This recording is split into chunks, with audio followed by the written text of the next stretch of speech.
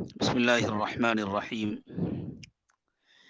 الحمد لله رب العالمين، والصلاة والسلام على سيدنا محمد سيد الأولين والآخرين وعلى آله وأصحابه أجمعين.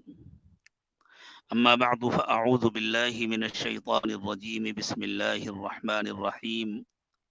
وآتينا موسى الكتاب وجعلناه هدى لبني إسرائيل ألا تتخذوا من دوني وكيلا ذرية من حملنا مع نوح إنه كان عبدا شكورا.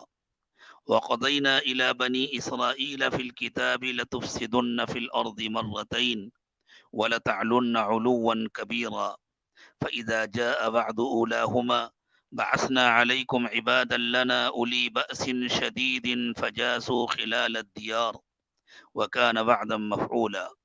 ثم رددنا لكم الكرة عليهم وأمددناكم بأموال وبنين وجعلناكم أكثر نفيرا. إن أحسنتم أحسنتم لأنفسكم وإن أسأتم فلها. فإذا جاء وعد الآخرة ليسوءوا وجوهكم وليدخلوا المسجد كما دخلوه أول مرة وليتبروا ما علوا تدبيرا.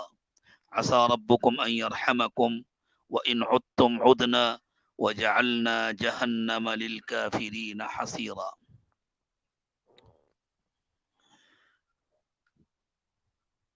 قال رسول الله صلى الله عليه وسلم: لا تزال عصابة من أمتي يقاتلون على أمر الله قاهرين لعدوهم لا يضرهم من خالفهم حتى تأتيهم الساعة وهم كذلك. وفي رواية: لا تزال طائفة من أمتي على الحق ظاهرين لا يضرهم من يخذلهم حتى يأتيهم أمر الله، أو كما قال صلى الله عليه وسلم: سبحان ربك رب العزة عما يصفون وسلام على المرسلين والحمد لله رب العالمين. اللهم صل على سيدنا محمد وعلى آل سيدنا محمد وبارك وسلم. اللهم صل على سيدنا محمد وعلى آل سيدنا محمد وبارك وسلم. اللهم صل على سيدنا محمد وعلى آل سيدنا محمد وبارك وسلم. بیت المقدس پر یہودیوں کا قبضہ اور ساری دنیا سے ہجرت کر کر کے اس علاقے میں آ کر یہودیوں کا آباد ہونا اور وہاں اپنی حکومت بنانا، یہ قیامت کی ایک بہت بڑی علامت ہے۔ آج کی ہماری گفتگو کا موضوع ہے القدس اور علامات قیامت۔ القدس اور بیت المقدس اس شہر کا نام ہے جس میں ہمارا پہلا قبلہ مسجد اقصی واقع ہے۔ مسجد اقصی کو سیدنا ابراہیم علیہ السلام نے مکہ مکرمہ میں کعبے کی تعمیر کے بعد تقریباً 40 سال کے بعد تعمیر فرمایا تھا۔ اس سرزمین کو قرآن پاک میں اللہ تعالیٰ نے بار بار مبارک سرزمین فرمایا ہے۔ ایک مرتبہ اس کو ارض مقدسہ بھی کہا گیا ہے۔ یہ مقدس سرزمین ہے اس لیے کہ یہاں بہت بڑی تعداد میں اس شہر میں اور اس کے قرب و جوار میں اور اس پورے علاقے میں، فلسطین کے پورے علاقے میں حضرات انبیاء کرام علیہم السلام دفن ہیں۔ اللہ تعالیٰ نے حضور اکرم صلی اللہ علیہ وسلم کو جب معراج کے لیے آسمانوں پر بلایا تو سب سے پہلے آپ کو مکہ مکرمہ سے مسجد اقصی پہنچایا، پھر آپ کا آسمانوں کا سفر مسجد اقصی سے شروع ہوا، واپسی بھی آپ کی آسمانوں سے مسجد اقصی میں ہوئی، اور پھر جس سواری سے آپ مکہ مکرمہ سے مسجد اقصی تشریف لے گئے تھے، مسجد اقصی سے آپ مکہ مکرمہ اسی سواری سے واپس آئے۔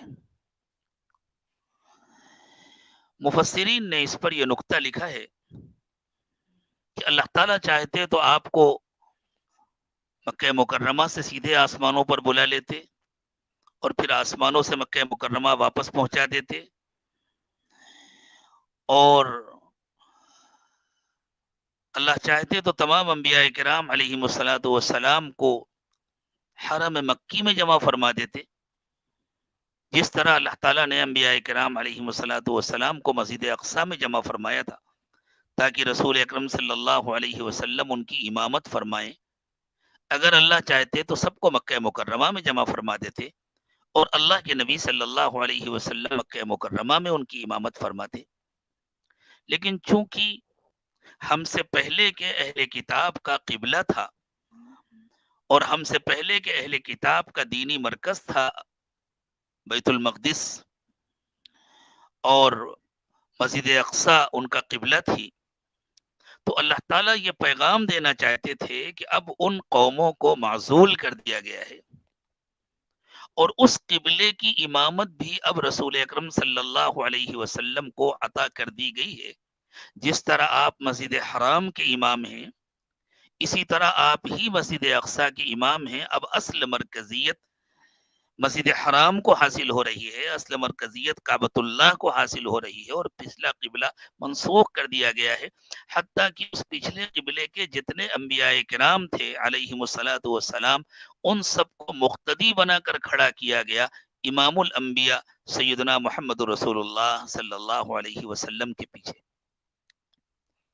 اس واقعے کو جب اللہ تعالیٰ نے بیان فرمایا سورہ بنی اسرائیل میں، سبحان الذي اسرى بعبده ليلا من المسجد الحرام الى المسجد الاقصى الذي باركنا حوله لنريه من آیاتنا انه هو السمیع البصیر، ان جملوں کے ذریعے کہ پاک ہے وہ ذات جس نے رات کے ایک چھوٹے سے حصے میں اپنے بندے کو مسجد حرام سے مسجد اقصی کا سفر کرایا۔ یہ مسجد اقصی وہ مقام ہے جس کا پورا ماحول اللہ کی طرف سے بابرکت ہے۔ یہ سفر اس لیے کرایا گیا کہ تاکہ اللہ تعالیٰ اپنے بندے کو اپنی بڑی بڑی نشانیاں دکھائیں۔ اللہ بہت سننے والے اور بہت دیکھنے والے ہیں۔ جس مقام پر اللہ تعالیٰ نے اس واقعے کا ان الفاظ میں تذکرہ کیا، اسی مقام پر اگلی آیت میں اللہ نے فرمایا کہ ہم نے حضرت موسیٰ علیہ الصلاۃ والسلام کو کتاب دی تھی۔ حضرت موسیٰ علیہ الصلاۃ والسلام کو اللہ تعالیٰ کی طرف سے تورات ملی تھی، اور فرمایا وَجَعَلْنَاهُ هُدًى لِبَنِي إِسْرَائِيلَ أَلَّا تَتَّخِذُوا مِن دُونِي وَكِيلًا، کہ ہم نے تورات کو بنی اسرائیل کے لیے ہدایت اور رہبری کا سامان بنایا تھا، گویا بنی اسرائیل کے لیے گائیڈ بنایا تھا تورات کو، اور ان سے یہ کہا تھا کہ تم مجھے ہی اپنا کارساز سمجھنا، میرے سوا کسی اور کو اپنا کارساز نہ بنانا۔ بنی اسرائیل سے اللہ تعالیٰ نے جتنے وعدے کیے تھے، جتنے انعامات کے وعدے کیے تھے، ان سے جس ملک کا وعدہ کیا گیا تھا، جس حکومت کا وعدہ کیا گیا تھا، وہ سارے وعدے مشروط تھے ایمان کے ساتھ، اعمال صالحہ کے ساتھ، کہ تم اللہ فرماتے ہیں کہ تم میرے سوا کسی کو کارساز نہ بنانا، میرے سوا کسی کی عبادت نہ کرنا، میرے سوا کسی کے آگے ہاتھ نہ پھیلانا، میرے سوا کسی کے سامنے سر نہ جھکانا، مجھ سے ہی مانگنا، مجھے ہی اپنا مددگار سمجھنا، تو پھر میں نے تم سے جتنے وعدے کیے ہیں وہ سارے وعدے پورے کروں گا۔ یہ کوئی خاندانی اور نسلی قسم کے وعدے نہیں تھے کہ چونکہ تم فلاں خاندان کے ہو اور فلاں نسل سے ہو اور فلاں نسب سے ہو اس لیے تم سے یہ وعدے کیے جا رہے ہیں، تم چاہے جتنے بگڑ جاؤ لیکن تم سے جو وعدے کیے گئے ہیں وہ پورے ہو کر کے رہیں گے۔ ان وعدوں کا تعلق ایمان اور اعمال صالحہ سے۔ اسی لیے ایک مقام پر اللہ تعالیٰ نے فرمایا یا بنی اسرائیل اذکروا نعمتی التی انعمت علیکم واوفوا بعہدی اوفی بعہدکم وایای فارہبون، کہ بنی اسرائیل، اے اسرائیل کی اولاد، اے یعقوب کے بچوں، یاد کرو میں نے تم کو کیسی کیسی نعمتوں سے نوازا ہے، اور یہ خیال رکھو کہ تم نے مجھ سے جو وعدے کیے ہیں وہ پورے کرو، تو میں نے تم سے جو وعدے کیے ہیں وہ میں پورے کروں گا۔ اگر تم نے جو وعدے کیے ہیں تم ان کو پورے نہیں کرو گے تو پھر میری طرف سے تمہارے لیے کوئی وعدہ نہیں۔ بنی اسرائیل کو جب اللہ تعالیٰ نے فرعون اور فرعون کی قوم کے ظلم سے نجات دی اور سیدنا موسیٰ علیہ الصلاۃ والسلام کے ساتھ بنی اسرائیل کو ملک مصر سے نکالا اور ایک مقام پر لا کر کے ان کو ٹھہرایا گیا، تو حضرت موسیٰ علیہ الصلاۃ والسلام نے اللہ تعالیٰ کی طرف سے ان کو یہ خوشخبری سنائی کہ یہ فلسطین کی سرزمین اللہ تم کو دینا چاہتے ہیں، تم وہاں چلو اور اس سرزمین پر چل کر کے رہو، وہاں خالص اللہ کی مرضی کا نظام قائم کرو، جو اللہ کے باغی ہیں، جو اللہ کے نافرمان ہیں، ان سے اس زمین کو چھینو، ان کو اللہ تعالیٰ تمہارے ذریعے سزا دینا چاہتے ہیں، اور وہاں اللہ کی مرضی کا نظام قائم کرو۔ حضرت موسیٰ نے فرمایا یا قوم ادخلوا الارض المقدسة التي كتب الله لكم ولا ترتدوا على ادباركم فتنقلبوا خاسرین، کہ اس مقدس سرزمین میں داخل ہو جاؤ جو اللہ تعالیٰ نے تمہارے لیے لکھ دی ہے، اور اپنے ایڑیوں کے بل پیچھے مت پلٹو ورنہ تم ناکام ہو جاؤ گے۔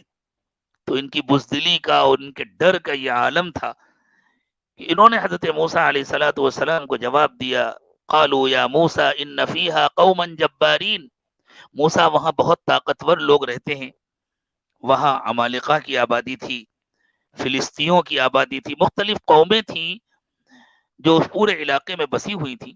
تو بنی اسرائیل نے حضرت موسیٰ علیہ الصلوۃ والسلام کو جواب دیا کہ موسیٰ وہاں بہت طاقتور لوگ رہتے ہیں، ہماری ہمت نہیں ہے وہاں جانے کی، ان سے لڑنے کی اور ان سے مقابلہ کرنے کی۔ حضرت موسیٰ علیہ الصلوۃ والسلام نے اپنے دو معتمد لوگوں کو جاسوس بنا کر کے اس علاقے میں بھیجا تاکہ وہ وہاں جا کر وہاں کے حالات معلوم کر کے آئیں، اور ان لوگوں نے آ کر کے لوگوں کو بتلایا کہ وہ بہت کمزور اور بہت بزدل اور ڈرپوک قسم کے لوگ ہیں، ان کو ایک طویل زمانے سے جو عیش و عشرت کا سامان ملا ہوا ہے اس نے ان کو اتنا کمزور کر دیا ہے کہ اگر تم لوگ داخل ہوگے تو ایک طرف سے تم داخل ہوگے، دوسری طرف سے وہ خود چھوڑ کر بھاگ جائیں گے، ان کی ہمت نہیں ہے کہ وہ تمہارا مقابلہ کر سکے۔ تو قوم نے جواب دیا کہ موسیٰ جب وہ اتنے کمزور لوگ ہیں اور اتنے بزدل لوگ ہیں تو پھر ہمارے جانے کی کیا ضرورت ہے، تم اپنے رب کو ساتھ لے لو اور وہاں جا کر ان لوگوں کو نکال دو، جب وہ نکل جائیں گے اور علاقہ خالی ہو جائے گا تو ہم آ جائیں گے۔ اذهب انت وربك فقاتلا انا هاهنا قاعدون، موسیٰ ہم یہاں بیٹھ کر انتظار کر رہے ہیں، تم اپنے رب کے ساتھ جا کر ان سے مقابلہ کرو اور ان کو نکال باہر کرو، جب وہ نکل جائیں گے تو ہم آ جائیں گے۔ اللہ تعالیٰ نے قوم کو سزا دی، قال فإنها محرمة عليهم 40 سنة يتيهون في الأرض فلا تأس على القوم الفاسقين۔ اللہ تعالیٰ نے حضرت موسیٰ علیہ الصلوۃ والسلام سے کہا کہ اب ان کو اس علاقے کی حکومت سے 40 سال کے لیے محروم کیا جا رہا ہے، یہ 40 سال تک وہاں نہیں جا سکیں گے، یہیں اسی زمین میں بھٹکتے رہیں گے یہاں جب ہیں، اور موسیٰ ان کے اوپر تم ترس نہ کھانا، ان کے لیے مجھ سے کوئی سفارش نہ کرنا۔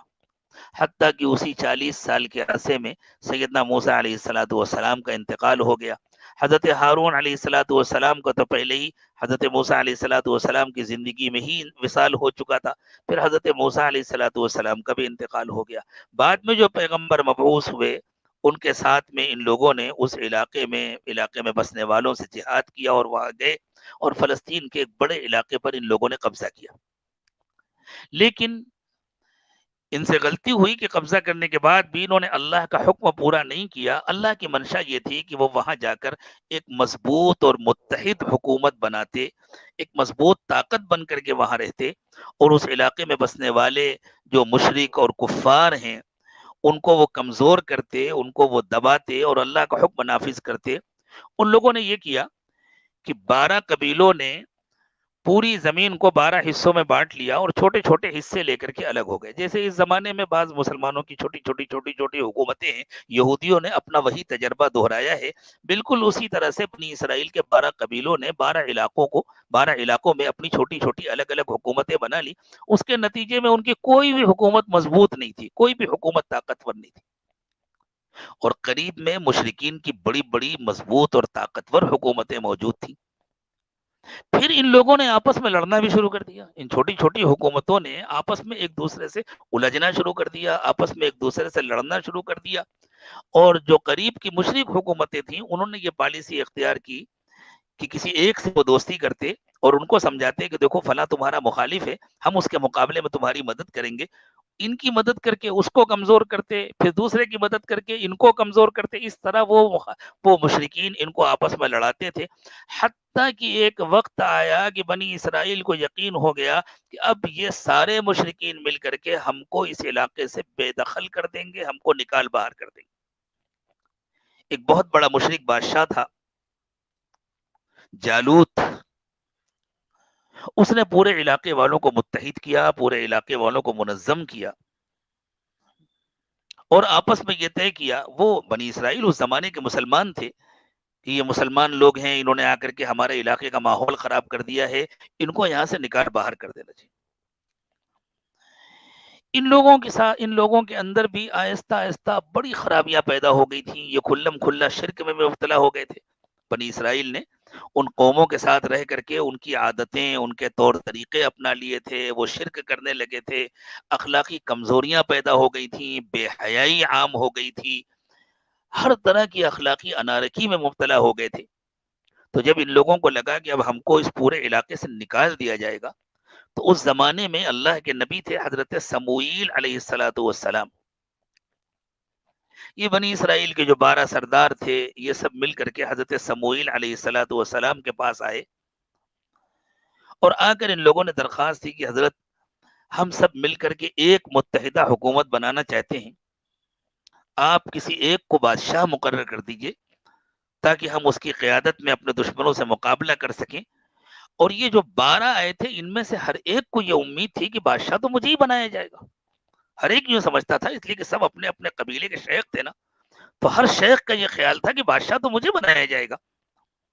حضرت سموئیل علیہ الصلاۃ والسلام نے اللہ تعالیٰ کے حکم کے مطابق ان کو یہ اطلاع دی کہ اللہ نے طالوت کو تمہارا بادشاہ بنایا، اور طالوت ان میں سے کسی میں نہیں تھے، طالوت کسی گنتی میں نہیں تھے اس وقت۔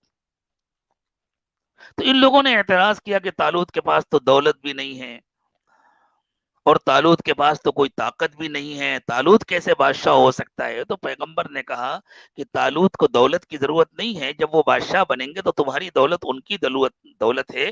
طالوت کو اللہ تعالیٰ نے علم و حکمت سے نوازا ہے، اور طالوت کو جسمانی طاقت اللہ نے عطا فرمائی ہے، اور بادشاہ کا مقابلہ کرنے کے لیے بادشاہ کو بھی طاقتور ہونا چاہیے، سامنے کا بادشاہ بہت طاقتور ہے تو طالوت بھی طاقتور ہے، لیکن وہ اس پوزیشن میں نہیں تھے کہ اللہ کے نبی سے مزید الجھ سکے اور اختلاف کر سکیں، اس لیے کہ سامنے سے تو فوجیں آنے والی تھی۔ بنی اسرائیل کے پاس ایک باکس ہوا کرتا تھا جس کو تابوت سکینہ کہتے ہیں، ابھی بھی بیچاروں کا تابوت سکینہ گم ہے، وہ تلاش کر رہے ہیں، اور کبھی کبھی یہ اطلاعات آتی ہیں کہ ان لوگوں کو تابوت سکینہ مل گیا ہے، اللہ جانے ملا ہے کہ نہیں ملا ہے۔ یہ ایک باکس تھا جس میں انبیاء کرام علیہ الصلاۃ والسلام کے مقدسات تھے، انبیاء کرام علیہ الصلاۃ والسلام کے تبرکات ہوا کرتے تھے، جس میں حضرت موسیٰ علیہ الصلاۃ والسلام کی لاٹھی تھی، بعض دوسرے انبیاء کرام علیہ الصلاۃ والسلام کے تبرکات تھے۔ جب کبھی کوئی خاص موقع آتا تھا تو یہ اس باکس کو اپنے ساتھ رکھتے تھے، اور ان کا یہ عقیدہ تھا کہ اس کی برکت سے اللہ تعالیٰ کی مدد آتی ہے، اور واقعی ہوتا بھی تھا۔ دشمنوں نے ان سے تابوت سکینہ بھی چھین لیا تھا، تو یہ اتنے گھبرائے ہوئے تھے کہ ان کو حضرت سموئیل علیہ الصلاۃ والسلام کی بات ماننی پڑی۔ حضرت طالوت جب بادشاہ بنے اور وہ اپنی فوج کو لے کر کے چلے، تو انہوں نے صاف صاف کہہ دیا کہ دیکھو راستے میں ایک دریا آئے گا، جو اس دریا سے پانی پیے گا وہ ہمارے ساتھ نہیں چلے گا، یعنی جس کے اندر صبر ہوگا، جس کے اندر برداشت ہوگی، جس کے اندر اطاعت کا جذبہ ہوگا، جو کہنا مانے گا صرف وہی ہمارے ساتھ چلے گا، جس کے اندر کمزوری ہوگی، جس کے اندر نفاق ہوگا، وہ ہمارے ساتھ نہیں جا سکے گا۔ ہاں اگر کسی نے ایک چلو پی لیا، 2 چلو پی لیا، تھوڑا سا ہاتھ میں پانی لے کے پی لیا تو کوئی حرج نہیں، ہم اسے معاف کر دیں گے، لیکن جو پیٹ بھر کے پانی پیے گا وہ نہیں جا سکے گا۔ اور اللہ تعالیٰ نے ایسا انتظام کیا کہ جو پیٹ بھر کے پانی پیے گا وہ کھڑا ہی نہیں ہو سکے گا، بیٹھ جائے گا، اس کے لیے چلنا مشکل ہو جائے گا۔ بہت سارے لوگوں نے تو پیٹ بھر کے پانی پی لیا، تھوڑے ہی لوگ بچے جنہوں نے پانی نہیں پیا یا بہت کم پیا، اور پھر ان کو لے کر کے حضرت طالوت نے مقابلہ کیا۔ اور حضرت داؤد علیہ الصلاۃ والسلام یہ بھی اس زمانے تک بالکل گمنام نوجوان تھے، لیکن اللہ کے نیک اور صالح بندے تھے۔ حضرت داؤد علیہ الصلاۃ والسلام نے پتھر مار کر کے طالوت کو ختم کیا، ایسا لگتا ہے کہ اس علاقے میں اللہ تعالیٰ فاتحین کے ہاتھوں سے پتھر چلواتے ہیں۔ حضرت داؤد علیہ الصلاۃ والسلام نے بھی پتھر مار کر کے جالوت کو ختم کر دیا۔ طالوت بادشاہ ہوئے، اور 16 سال تک طالوت نے حکومت کی. یہ حضرت مسیح علیہ الصلوۃ والسلام کی پیدائش سے 1020 سال پہلے کا واقعہ ہے. یہ 1020 قبل مسیح کا واقعہ ہے، جب حضرت طالوت نے جالوت سے مقابلہ کیا. اور پھر 1020 سے لے کر کے 1004 قبل مسیح تک حضرت طالوت کی حکومت رہی. یہ 16 سال کی مدت ہے. حضرت طالوت کے انتقال کے بعد حضرت داؤد علیہ الصلوۃ والسلام بادشاہ بنے. حضرت داؤد علیہ الصلوۃ والسلام اللہ کے نبی بھی تھے. اللہ تعالیٰ نے ان کو کتاب عطا فرمائی، زبور. اور حضرت داؤد علیہ الصلوۃ والسلام کو اللہ تعالیٰ نے بہت خوبصورت آواز دی تھی. جب حضرت داؤد مناجات کرنے بیٹھتے تھے اور اللہ کی کتاب پڑھنے بیٹھتے تھے تو پرندے بھی جمع ہو جاتے تھے، پہاڑ بھی ان کے ساتھ اللہ کی یاد میں اور مناجات میں مصروف ہو جاتے تھے. حضرت داؤد علیہ الصلوۃ والسلام نے 39 سال تک حکومت کی. یہ صرف ایک ہی موقع آیا ہے جب یہودیوں کی ایک متحدہ حکومت فلسطین میں قائم ہوئی. 39 سال تک حضرت داؤد علیہ الصلوۃ والسلام نے حکومت کی، 1004 سے 965 قبل مسیح تک. 965 قبل مسیح میں جب حضرت داؤد علیہ الصلوۃ والسلام کا انتقال ہو گیا تو حضرت داؤد کے وارث ہوئے حضرت سلیمان علیہ الصلوۃ والسلام. اللہ تعالیٰ نے فرمایا وَوَرِثَ سُلَيْمَانُ داؤد، کہ سلیمان حضرت داؤد کے وارث بنے. اتفاق کی بات یہ ہے کہ حضرت داؤد نے بھی 39 سال حکومت کی، 39، اور حضرت سلیمان علیہ الصلوۃ والسلام نے بھی پورے 39 سال حکومت کی. حضرت سلیمان علیہ الصلوۃ والسلام کی حکومت 926 قبل مسیح تک رہی. بس یہ ایک ہی موقع آیا ہے جب بنی اسرائیل کی دنیا میں متحدہ حکومت قائم ہوئی تھی. اس کی مدت صرف 94 سال ہے. 16 سال طالوت کی حکومت کے، 39 سال حضرت داؤد علیہ الصلوۃ والسلام کی حکومت کے، اور 39 سال حضرت سلیمان علیہ الصلوۃ والسلام کی حکومت کے. یہ 94 سال کی مدت ہے. حضرت سلیمان علیہ الصلوۃ والسلام کے انتقال کے بعد بنی اسرائیل نے پھر آپس میں لڑنا شروع کر دیا. یہ تو ان کے لیے بہت ہی صبر کی گھڑیاں تھیں کہ 94 سال تک انہوں نے صبر کر لیا اور آپس میں متحد رہے اور مل جل کر کے رہے. یہ بنی اسرائیل کا مزاج نہیں تھا کہ یہ اس طرح مل جل کر کے رہے. اس لیے اپنے اصل مزاج کی طرف واپس آئے اور انہوں نے پھر آپس میں لڑنا شروع کر دیا. اور کچھ دنوں کے بعد انہوں نے ملک کو 2 حصوں میں تقسیم کر لیا. 2 بڑی بڑی حکومتیں بن گئی، لیکن پھر بھی یہ دونوں طاقتور حکومتیں تھیں. ایک حکومت شمالی فلسطین اور شرق اردن میں قائم ہوئی جس کا نام رکھا گیا اسرائیل.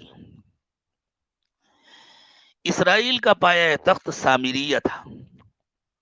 دوسری حکومت جنوبی فلسطین اور ادوم کے علاقے میں قائم ہوئی جس کا نام رکھا گیا یہودیہ.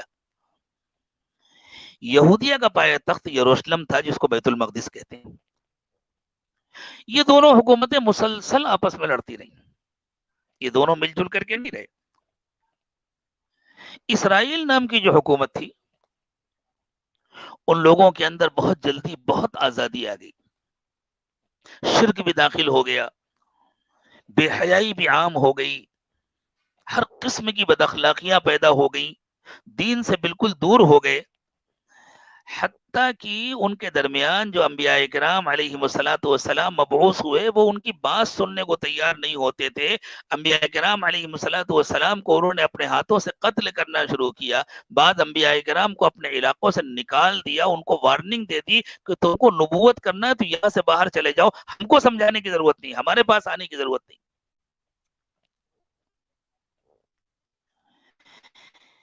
ان دونوں حکومتوں میں اسرائیل میں بگاڑ پہلے آیا اور زیادہ بگاڑ آیا تو اللہ کا عذاب بھی ان پر پہلے آیا. ان کے مقابلے میں یہودیہ میں بگاڑ ذرا آہستہ آہستہ آیا اور دیر میں آیا تو اللہ تعالیٰ نے ان کو کچھ مہلت بھی زیادہ دی. میں نے سورہ بنی اسرائیل کی جو آیات کریمہ پڑھی ان میں اللہ تعالیٰ نے بنی اسرائیل کو تنبیہ کرتے ہوئے فرمایا وَقَضَيْنَا إِلَى بَنِي إِسْرَائِيلَ فِي الْكِتَابِ لَتُفْسِدُنَّ فِي الْأَرْضِ مَرَّتَيْنِ. ہم نے اپنی کتاب میں بنی اسرائیل کے لیے یہ فیصلہ کر دیا تھا کہ تم زمین میں 2 مرتبہ بڑا فساد برپا کرو گے. وَلَتَعْلُنَّ عُلُوًّا كَبِيرًا، اور تم کو بہت ترقی بھی نصیب ہوگی، تم کو بہت طاقت بھی حاصل ہوگی. تو جب پہلی مرتبہ ان لوگوں نے فساد برپا کیا، فَإِذَا جَاءَ بَعْدُ أُولَاهُمَا، جب پہلی مرتبہ ان میں بگاڑ آیا اور پہلی مرتبہ انہوں نے اللہ کی کھل کر کے نافرمانی کی، بَعَثْنَا عَلَيْكُمْ عِبَادًا لَّنَا أُولِي بَأْسٍ شَدِيدٍ، تو اللہ بنی اسرائیل سے کہہ رہے ہیں ہم نے تم کو سزا دینے کے لیے اپنے بہت مضبوط اور طاقتور بندوں کو بھیجا. فجاسو خلال الدیار، وہ گھروں کے اندر گھس گئے. وکان وعدا مفعولا، اور یہ اللہ کا کیا ہوا وعدہ تھا، اسے کوئی روک نہیں سکتا تھا. حالانکہ جن لوگوں نے حملہ کیا تھا اور جن لوگوں نے بنی اسرائیل کو سزا دی تھی اور جنہوں نے ان کے پورے علاقے کو تہس نہس کیا تھا، وہ سب مشرک لوگ تھے. اور اس زمانے میں بنی اسرائیل یہی گانا گاتے تھے کہ ہم چونکہ مسلمان ہیں، ہم اللہ کو ماننے والے ہیں، ہم اہل کتاب ہیں، ہمارے پاس اللہ کی کتاب ہے، اس لیے یہ لوگ ہم سے حسد کرتے ہیں، یہ لوگ ہم سے جلتے ہیں. لیکن اللہ بتلا رہے ہیں کہ تم مسلمان کہاں رہ گئے تھے، تم تو صرف نام کے مسلمان تھے، تم نے باقاعدہ عملاً شرک کرنا شروع کر دیا تھا. تم انبیاء کرام علیہ الصلوۃ والسلام کا کہنا نہیں مانتے تھے، تم ان کی نصیحتوں کو قبول نہیں کرتے تھے. تو ہم نے، یہ اللہ کا تکوینی فیصلہ تھا کہ ہم نے اپنے ان بندوں کو بھیجا تم کو سزا دینے کے لیے. اس کو تھوڑا سا تفصیل سے سمجھنے کی ضرورت ہے. یہ پہلا فساد کس طرح برپا ہوا کہ جب حضرت سلیمان علیہ الصلوۃ والسلام کے انتقال کے بعد بنی اسرائیل نے اپنے ملک کو دو حصوں میں بانٹ لیا اور دو باقاعدہ حکومتیں قائم ہو گئیں، ایک اسرائیل نام کی اور ایک یہودیہ نام کی. تو اسرائیل نامی ریاست میں شرک اور بد اخلاقی کا رواج پہلے ہوا. 9ویں صدی قبل مسیح سے ان پر اشوری فاتحین نے حملے شروع کر دیے. یہ قریب کی مشرق قوم تھی. تو اشوری فاتحین نے 9ویں صدی قبل مسیح سے ہی ان پر حملے کرنے شروع کر دیا. اس درمیان میں ان کے درمیان حضرت عاموس علیہ السلام اور حضرت حوسی علیہ الصلوۃ والسلام، انبیاء کرام علیہ الصلوۃ والسلام مبعوث ہوئے اور یہ ان لوگوں کو برابر سمجھاتے رہے، ان کو توبہ کی تلقین کرتے رہے. لیکن بجائے اس کے کہ انبیاء کرام علیہ الصلوۃ والسلام کی بات مانتے، ان کی نصیحتوں پر عمل کرتے، ان لوگوں نے انبیاء کرام علیہ الصلوۃ والسلام کے خلاف ایک محاذ قائم کر لیا اور گویا اس زمانے میں ان کو وہابی کہنا شروع کر دیا. یہ وہابی لوگ ہیں، یہ عقیدہ خراب کرنے کے لیے آ رہے ہیں، یہ زبردستی ہم کو ہمارے باپ دادا کے طریقوں سے روکتے ہیں اور منع کرتے ہیں. بعض انبیاء کرام کو قتل کر دیا گیا. تورات میں اور خاص طور سے تلمود میں یہ تفصیلات موجود ہیں کہ بعض انبیاء کرام علیہ الصلوۃ والسلام کے پیروں میں رسی باندھ کر کنووں کے اندر ان کو منہ کے بل الٹا لٹکا دیا گیا تاکہ اس پرانے کنویں کے اندر کی گیس سے وہ تڑپ تڑپ کر ختم ہو جائیں اور انبیاء کرام علیہ الصلوۃ والسلام ختم ہو گئے. یہودیہ کا جو، یہ اسرائیل کا جو آخری بادشاہ تھا، اس نے قریب کے کی ایک مشرک سلطنت کی شہزادی سے شادی کر لیا تھا اور باقاعدہ کھلم کھلا بت پرستی شروع کر دی تھی، کھلم کھلا شرک میں مبتلا ہو گیا تھا. اور اس زمانے کے جو اللہ کے نبی تھے ان کو اس نے وارننگ دے دی تھی کہ تم میرے علاقے سے نکل جاؤ ورنہ تم کو ختم کر دیا جائے گا. پھر اللہ تعالیٰ کا عذاب آیا اور 721 قبل مسیح میں اشور کے نہایت ظالم بادشاہ سارگون نے سامریہ کو فتح کر لیا. سامریہ سلطنت اسرائیل کا ہیڈ کوارٹر تھا، اس کا بیت المقدس، اس کا پایہ تخت تھا. تو سارگون نے سامریہ کو فتح کر لیا اور دولت اسرائیل کا خاتمہ کر دیا. ہزاروں اسرائیلی مارے گئے.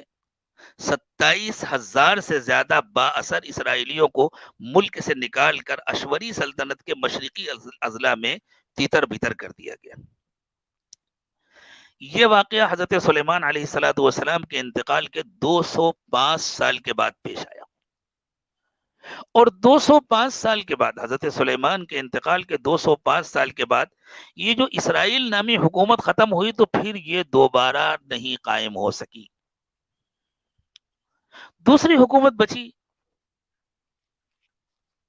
یہودیہ. بنی اسرائیل کی دوسری ریاست جو یہودیہ کے نام سے قائم ہوئی وہ بھی شرک اور بد اخلاقی میں مبتلا ہوئی، لیکن ان میں یہ خرابیاں ذرا دیر میں آئیں تو ان کو مہلت بھی کچھ زیادہ ملی. یہ اشوری فاتحین جن لوگوں نے اسرائیل کو ختم کیا تھا، ان فاتحین نے اس پر بھی بار بار حملہ کیے، لیکن وہ اس کو ختم نہیں کر سکے، بلکہ اس کو باج گزار بنا لیا۔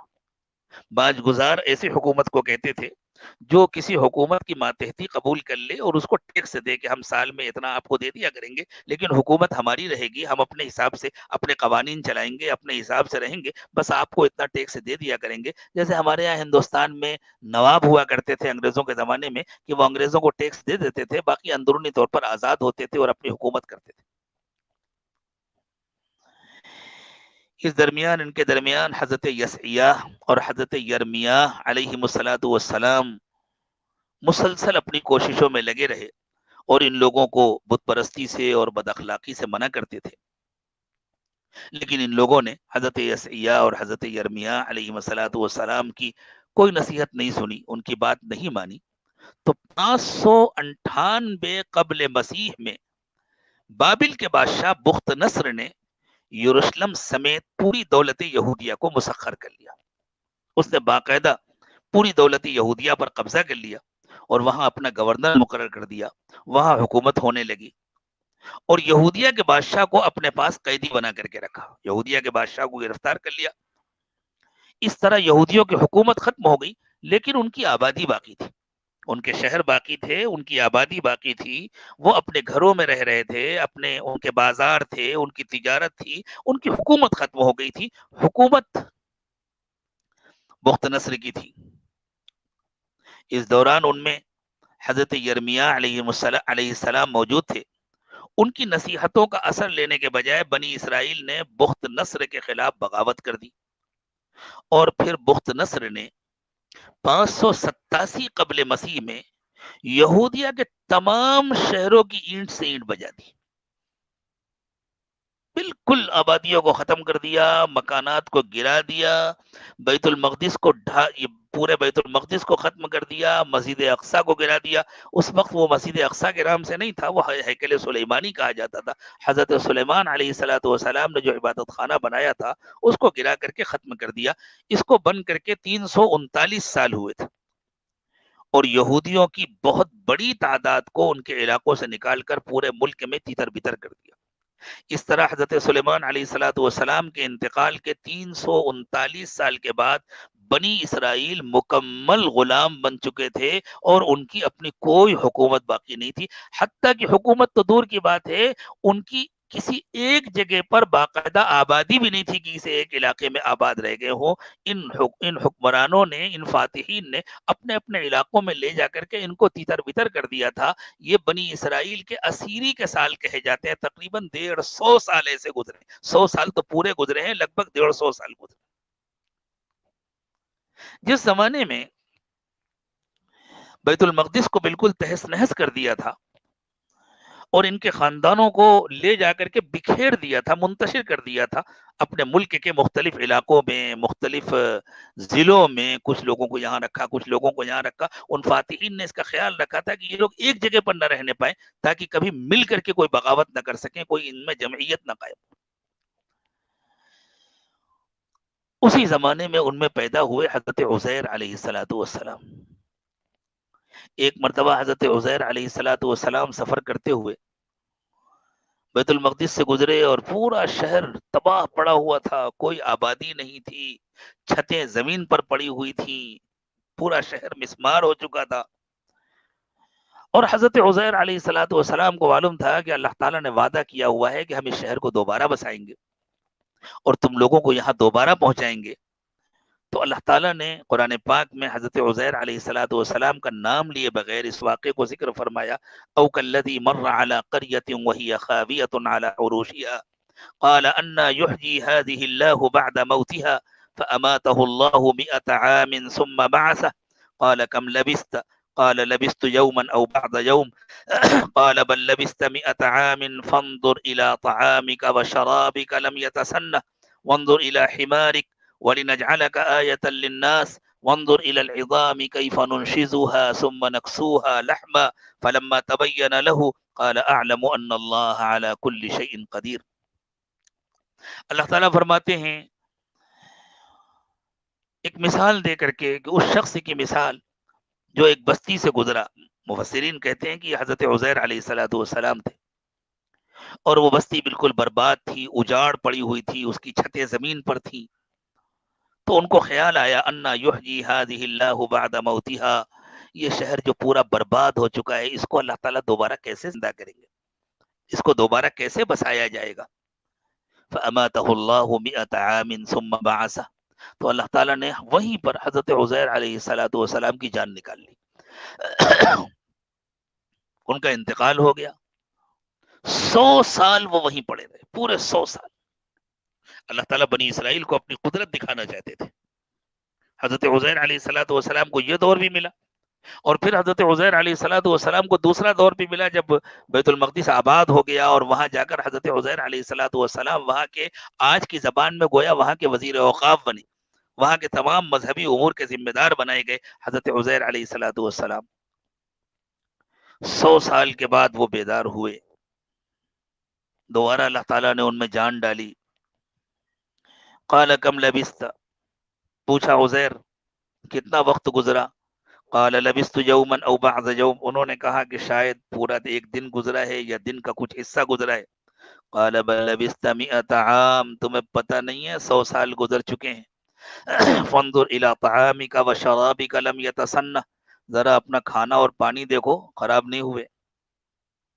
کھانا بھی ویسے ہی رکھا ہوا تھا، پانی بھی ویسے ہی رکھا ہوا تھا، نہ کھانا خراب ہوا نہ پانی خراب ہوا.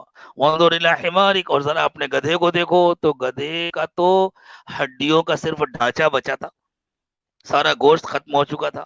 وَلِنَجْعَلَكَ آیَةً لِلنَّاسِ، ہم تم کو لوگوں کے لیے نشانی بنانا چاہتے ہیں. اسی لیے یہودیوں کے ہاں حضرت عزیر علیہ السلام کی بڑی اہمیت ہے. یہودی حضرت عزیر کو خدا کا بیٹا کہتے ہیں. اللہ تعالیٰ نے فرمایا وقالت الیہود عزیر ابن اللہ وقالت النصارى المسیح ابن اللہ، یہودی کہتے ہیں کہ عزیر اللہ کے بیٹے ہیں، نصارہ کہتے ہیں کہ مسیح اللہ کے بیٹے ہیں. ذالک قولہم بافواہہم، جتنی زبانیں جتنے منہ اتنی باتیں. یضاہئون قول الذین کفروا من قبل، اپنے سے پہلے والے کافروں کی جیسی ملتی جلتی باتیں کرتے ہیں یہ لوگ. پھر اللہ نے فرمایا وانظر الى العظام کیف ننشزها ثم نکسوها لحما، ذرا ان ہڈیوں کو دیکھو ہم ان کو کس طرح جمع کریں گے اور ان کو گوشت پہنائیں گے. فلما تبین له قال اعلم ان اللہ على كل شيء قدیر. جب حضرت عزیر علیہ السلام نے دیکھا میرا تو گدھا زندہ ہو کر کے کھڑا ہو گیا، اس کی ہڈیاں بھی جمع ہو گئیں، اس کے جسم پر گوشت بھی آ گیا اور وہ زندہ ہو کر کھڑا ہو گیا، تو انہوں نے کہا کہ واقعی اب مجھے یقین ہو گیا کہ اللہ جو چاہیں کر سکتے ہیں. یقین تو پہلے بھی تھا، وہ دیکھ لیا تو عین الیقین ہو گیا کہ میں نے اپنی آنکھوں سے دیکھ لیا، مجھے عملی تجربہ ہو گیا کہ اللہ تعالیٰ جو چاہتے ہیں کر سکتے ہیں. یہ حضرت عزیر علیہ السلام بھی ان لوگوں کو نصیحتیں کرتے تھے، سمجھاتے تھے، لیکن ان کو کہاں کسی کے بات سمجھ میں آتی تھی. حضرت یرمیہ علیہ السلام، حضرت عزیر علیہ السلام تو بعد میں پیدا ہوئے تھے، جب ان کا ان کی وہ پورا علاقہ تہس نہس ہو چکا تھا، اور پورے ان بنی اسرائیل کو فاتحین نے، خاص طور سے بخت نصر نے اپنے علاقے میں لے جا کر کے پھیلا دیا تھا، اور بدترین قسم کی غلامی کی زندگی یہ لوگ گزار رہے تھے. پھر جب بابل کی سلطنت کو زوال ہوا، بخت نصر جس کا حاکم تھا، اور سن 539 قبل مسیح میں ایرانی فاتح سائرس نے بابل کو فتح کیا، اور اس فتح کے دوسرے ہی سال سائرس نے بنی اسرائیل کو ان کے وطن میں دوبارہ آباد ہونے کی عام اجازت دے دی. ایک بات ذہن میں رکھیے کہ جس زمانے میں یہ بنی اسرائیل غلامی کی زندگی گزار رہے تھے، تو ان کے درمیان مبعوث ہونے والے انبیاء کرام علیہم السلام ان کو سمجھاتے تھے کہ دیکھو اللہ کی طرف سے ایک مسیح آئے گا، اللہ کی طرف سے ایک نجات دہندہ آئے گا، تم سب لوگ توبہ کرو، استغفار کرو، اللہ تعالیٰ سے معافی مانگو، اپنا معاملہ اللہ کے ساتھ درست کرو، تو اللہ تعالیٰ تمہارے لیے ایک نجات دہندہ بھیجیں گے جس کے ذریعے سے تمہارے حالات بدل جائیں گے اور تم کو تمہاری حکومت دوبارہ واپس مل جائے گی. ان کے دل میں بڑی کسک ہوتی تھی کہ ہماری حکومت ختم ہو گئی، ہمارا کوئی ملک نہیں رہ گیا، ہمارا کوئی وطن نہیں رہ گیا.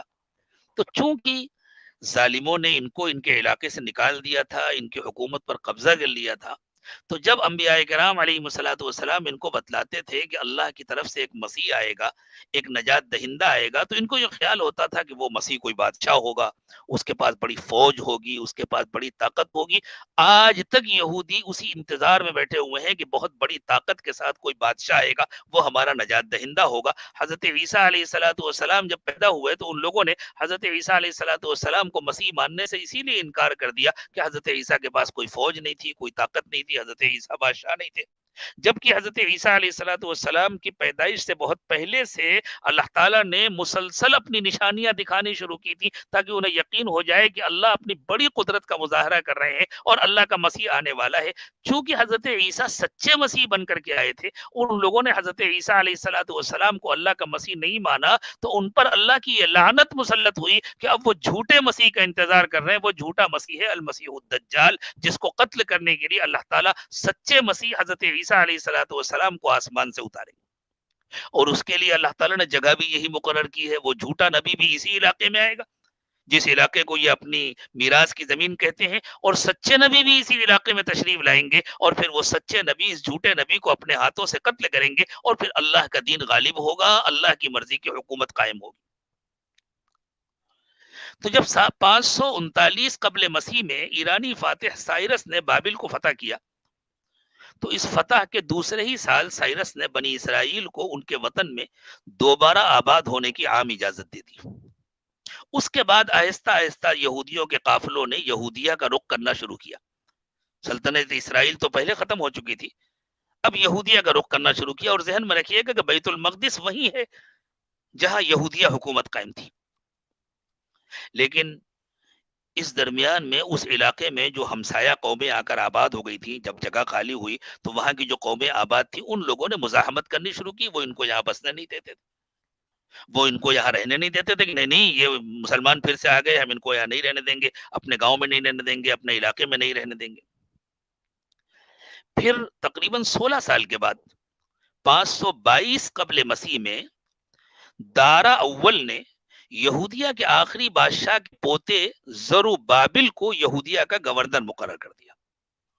اس سے اس کے ہاتھ میں طاقت آ گئی اور اس نے یہاں یہودیوں کو بسانا شروع کیا۔ تو اس نے اس زمانے کے انبیاء کرام اور سرداروں کے ساتھ مل کر ہیکل مقدس کو دوبارہ تعمیر کرایا۔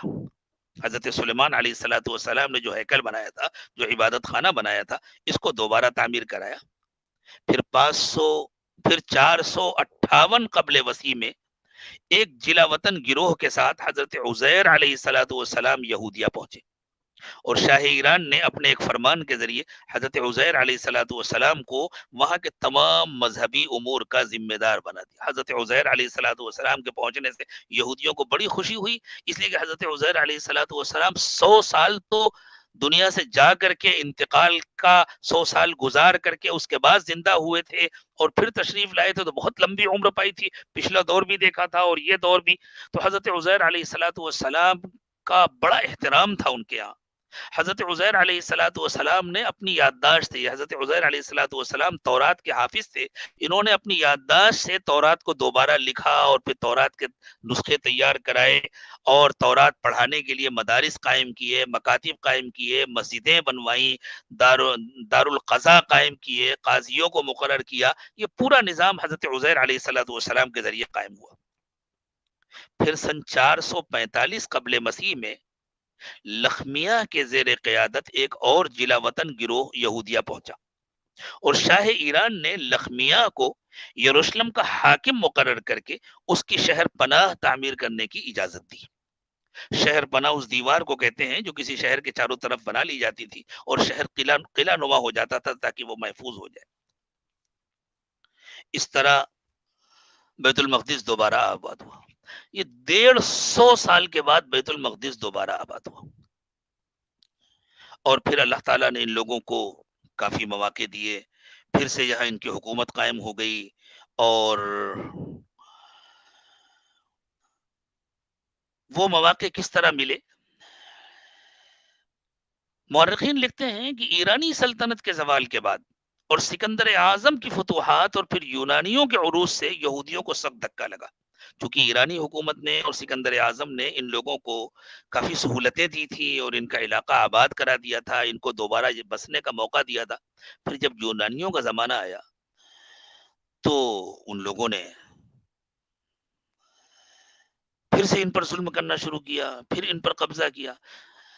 سکندر کے انتقال کے بعد، جو سکندر اعظم تھا، اس کے انتقال کے بعد اس کی حکومت 3 حصوں میں بٹ گئی.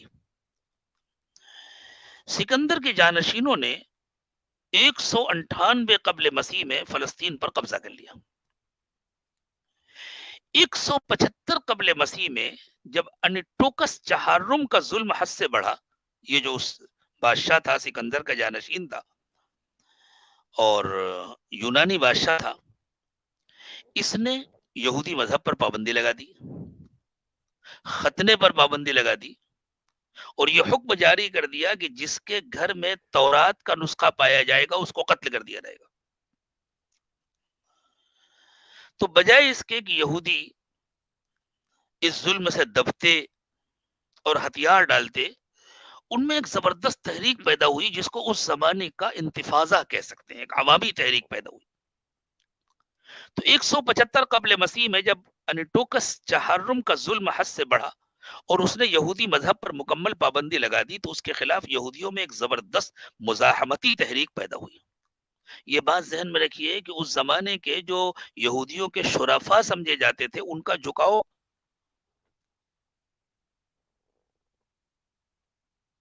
انہی یونانیوں کی طرف تھا. انہوں نے یونانی تہذیب اپنا لی تھی، یونانی لباس پہننا شروع کر دیا تھا. جس طرح اس زمانے میں مسلمان شرفا نے ماشاءاللہ انگریزوں کی تہذیب اپنا لی ہے، یہود و نصارہ کی تہذیب اپنا لی ہے. وہ جب تک ٹائی نہ لگائیں، جب تک گلے میں پٹا نہ لگائیں، اس وقت تک پڑھے لکھے نہیں سمجھے جاتے. جب تک ننگے سر نہ پھریں، جب تک وہ ترقی یافتہ نہیں سمجھے جاتے. بالکل اسی طرح ان لوگوں نے یونانیوں کا لباس، یونانیوں کے طور طریقے، حتیٰ کہ جب یہ عوامی تحریک پیدا ہوئی تو ان لوگوں کا جھکاؤ اور ان کی ہمدردیاں یونانیوں کے ساتھ تھیں. لیکن حضرت عزیر علیہ السلام نے جو دینی محنت کی تھی، اور اس زمانے میں حضرت عزیر علیہ السلام کی محنت کو سمجھنے کے لیے میں یہ تشبیہ اس لیے دے رہا ہوں کہ اللہ کے رسول صلی اللہ علیہ وسلم نے اپنی امت کے علماء کے بارے میں ارشاد فرمایا، علماء امتی کا انبیاء بنی اسرائیل، کہ میری امت کے علماء ایسے ہی ہیں جیسے بنی اسرائیل کے انبیاء. جس طرح بنی اسرائیل میں انبیاء کرام نے خدمات انجام دی، محنت کی، اسی طرح میری امت میں میرے علماء محنت کریں گے. تو عوام کا جو دینی مزاج بنا تھا حضرت عزیر علیہ السلام کی محنت کے ذریعے، اس کو یوں سمجھے جیسے اس زمانے میں علماء کی محنت، تبلیغی جماعت کی محنت، مختلف دینی تنظیموں اور دینی تحریکوں کی محنتوں سے جو ایک عوامی مزاج اللہ تعالیٰ نے بنایا، اللہ کرے کہ اس میں اور ترقی ہو اور پختگی آئے. تو عوام اس تحریک کے ساتھ ہو گئے. تاریخ میں اس تحریک کو مکابی بغاوت کے نام سے یاد کیا جاتا ہے. یہ تحریک اتنی زبردست تھی اور اتنی طاقتور بن کے اٹھی، اگرچہ یہ لوگ ظاہری طاقت سے تہی دست تھے، ان کے پاس حکومت نہیں بچی تھی، یونانیوں کی حکومت تھی، لیکن بالکل اسی طرح جیسے اس زمانے میں جیسے حماس کی تحریک ہے، جیسے انتفاضہ ہے، جیسے انہوں نے یہودیوں کا مقابلہ کیا، بالکل اسی طرح اس زمانے میں ان لوگوں نے جو یونانیوں کا مقابلہ کیا تو اپنے علاقے سے یونانیوں کو بھاگنے پر مجبور کر دیا، اور وہاں باقاعدہ اپنی ایک مذہبی، دینی اور شرعی ریاست قائم کر لی، اور قرب و جوار کے پورے علاقوں کو بھی فتح کرتے چلے گئے. حتیٰ کہ جن علاقوں پر اسرائیل نام کی حکومت قائم تھی، جو یہودیوں کے ہاتھ سے نکل گئی تھی حکومت، اور جو علاقہ نکل گیا تھا اس کو بھی فتح کر لیا. اور قریب کے بعض ایسے علاقے جو حضرت داؤد اور حضرت سلیمان علیہ السلام کے زمانے میں بھی فتح نہیں ہو سکے تھے، اس مکابی تحریک کے بعد ان علاقوں کو بھی فتح کر لیا گیا، اور ایک بہت بڑی، طاقتور اور مضبوط یہودی ریاست قائم ہو گئی. یہ ریاست سن 67 قبل مسیح تک باقی رہی. یہی ہے وہ بات جس کو اللہ تعالیٰ نے ارشاد فرمایا، ثم رددنا لكم الكرة عليهم وامددناكم باموال وبنين وجعلناكم اكثر نفيرا. پھر ہم نے تم کو دوبارہ موقع دیا، تم کو مال بھی دیا، تمہاری اولادیں بھی خوب بڑھا دی، تمہاری تعداد بھی خوب بڑھا دی، اور کہہ دیا ان احسنتم احسنتم لانفسکم وان اسأتم فلها. دیکھو اگر تم اچھا کرو گے تو اپنے ساتھ اچھا کرو گے، اور اگر برا کرو گے تو اپنے ساتھ برا کرو گے. فاذا جاء بعد الاخرہ، پھر جب دوبارہ ان لوگوں نے فساد برپا کیا، دوبارہ ان کے اندر بگاڑ آیا، تو پھر اللہ تعالیٰ نے دوسرے دشمنوں کو مقرر کیا۔ آہستہ آہستہ مکابی تحریک کی دینی و اخلاقی روح نکلتی گئی، اور اس کی جگہ خالص دنیا پرستی اور ظاہر داری نے لے لیا۔ بظاہر وہ دیندار لوگ نظر آتے تھے، لیکن دینی کاموں کے اندر بھی خالص دنیا مقصود بن گئی، اور دھیرے دھیرے دھیرے دھیرے دنیا پرستی آ گئی، اور آخر ان میں آپس میں جھگڑے شروع ہو گئے، ان میں آپس میں پھوٹ پڑ گئی، اور یہ پھوٹ اتنی بڑھی کہ خود انہی لوگوں نے رومی فاتح پومپی کو فلسطین آنے کی دعوت دی تھی۔ چنانچہ سن 63 قبل مسیح میں، یعنی حضرت عیسیٰ علیہ السلام کی پیدائش سے صرف 63 سال پہلے پومپی نے آ کر کے بیت المقدس پہ قبضہ کر لیا اور فلسطینیوں کی آزادی ختم کر دی۔ لیکن یونانیوں کا طریقہ یہ تھا کہ عام طور سے یونانی جب کسی علاقے پر قبضہ کرتے تھے تو وہ ڈائریکٹ خود حکومت نہیں کرتے تھے، ان کی جو اپنی ایک مضبوط حکومت تھی وہ تھی، اور جن علاقوں پر وہ قبضہ کرتے تھے وہاں وہ مقامی لوگوں کو حکمراں بناتے تھے۔ جو پالیسی اس زمانے میں یہودیوں کی اور عیسائیوں کی ہے کہ انہوں نے مسلم علاقوں میں مقامی حکمرانوں کو بیٹھا رکھا ہے اور وہ ان سے اپنا کام لیتے ہیں، اور اگر کوئی ان کی مرضی کے مطابق نہ کرے تو اس کا تختہ پلٹ دیتے ہیں، جیسے عراق میں ہوا، جیسے لیبیا میں ہوا، باقی سب کی بھی اللہ تعالیٰ حفاظت فرمائے۔ تو یونانیوں کا یہ طریقہ تھا کہ وہ ایک مقامی حکومت قائم کر دیتے تھے اور ان کو اپنی ماتحتی میں رکھتے تھے اور ان کو احکام دیتے تھے۔ تو فلسطینیوں کی آزادی ختم ہو گئی، لیکن براہ راست حکومت کرنے کے بجائے اس نے اپنی سرپرستی میں ایک مقامی حکومت بنا دی۔ یہ سن 63 قبل مسیح میں ہوا۔ پھر سن 40 قبل مسیح میں ایک بہت ہوشیار اور بہت ہی عیار و مکار قسم کا یہودی حاکم تھا، ہیرود، جس کو یہودی تاریخ میں ہیرود اعظم کہا جاتا ہے، وہ حکمراں بنا۔ اس کو تاریخ میں ہیرود اعظم کہا جاتا ہے۔ اس کی حکومت پورے فلسطین اور شرق اردن پر سن 40 سے سن 4 قبل مسیح تک رہی، یعنی تقریباً 36 سال اس نے حکومت کی۔ یہ بہت چالاک تھا۔ اس نے کیا کیا، ایک طرف تو جتنے یہودی علماء تھے، مشائخ تھے، ان کو خوب سہولتیں دی، مسجدیں بنوا دیں، اماموں کی تنخواہیں خوب بڑی بڑی کر دیں، ان کو اچھے اچھے مکانات دیے، ان کو سہولتیں دی، مواقع دیے، تاکہ یہودی اس سے خوش رہیں۔ اور دوسری طرف جو یونانی حکام تھے ان کی خوب پالش کی، ان کی خوب خوشامد کی، اور ان کے ساتھ خوب خوب وفاداری کا اظہار کیا، جیسے ہماری اس زمانے کی بعض حکومتیں کہ اپنے یہاں کے ایک مذہبی طبقے کو بھی خوش رکھنا چاہتے ہیں، اور باہر جو ان کے حکمراں ہیں، جو ان کے اصل آقا ہیں، ان کو بھی خوش رکھنا چاہتے ہیں۔ دوسری طرف اس نے رومی سلطنت کو بھی خوش رکھا، ان کو بھی مطمئن رکھا۔ لیکن اس کے دور اقتدار میں یہودیوں کی دینی اور اخلاقی حالت اپنے زوال کی انتہا کو پہنچ گئی۔ جو ان کے اندر بگاڑ تھا وہ اتنا بڑھ گیا کہ اللہ کی پناہ۔ ہیرود کے مرنے کے بعد اس کی ریاست 3 حصوں میں بٹ گئی۔ اس کا ایک بیٹا تھا ارخلاؤس، یہ سامریہ، یہودیہ اور شمالی ادومیہ کا فرما روا بنا۔ مگر سن 6 عیسوی میں جب حضرت عیسیٰ علیہ السلام کی عمر 6 سال تھی، قیصر اگسٹس نے اس کو معزول کر کے اس کی پوری ریاست اپنے گورنر پونتس پیلاطس کے ماتحت کر دی۔ سن 41 عیسوی تک یہی انتظام قائم رہا۔ تو یہ جو یہودی حکمراں تھا، اس سے حکومت لے لی گئی۔ یہ وہی علاقہ ہے جہاں حضرت عیسیٰ علیہ السلام کی پیدائش ہوئی۔ ہیرود کا دوسرا بیٹا جو شمالی فلسطین اور شرق اردن کا مالک بنا تھا،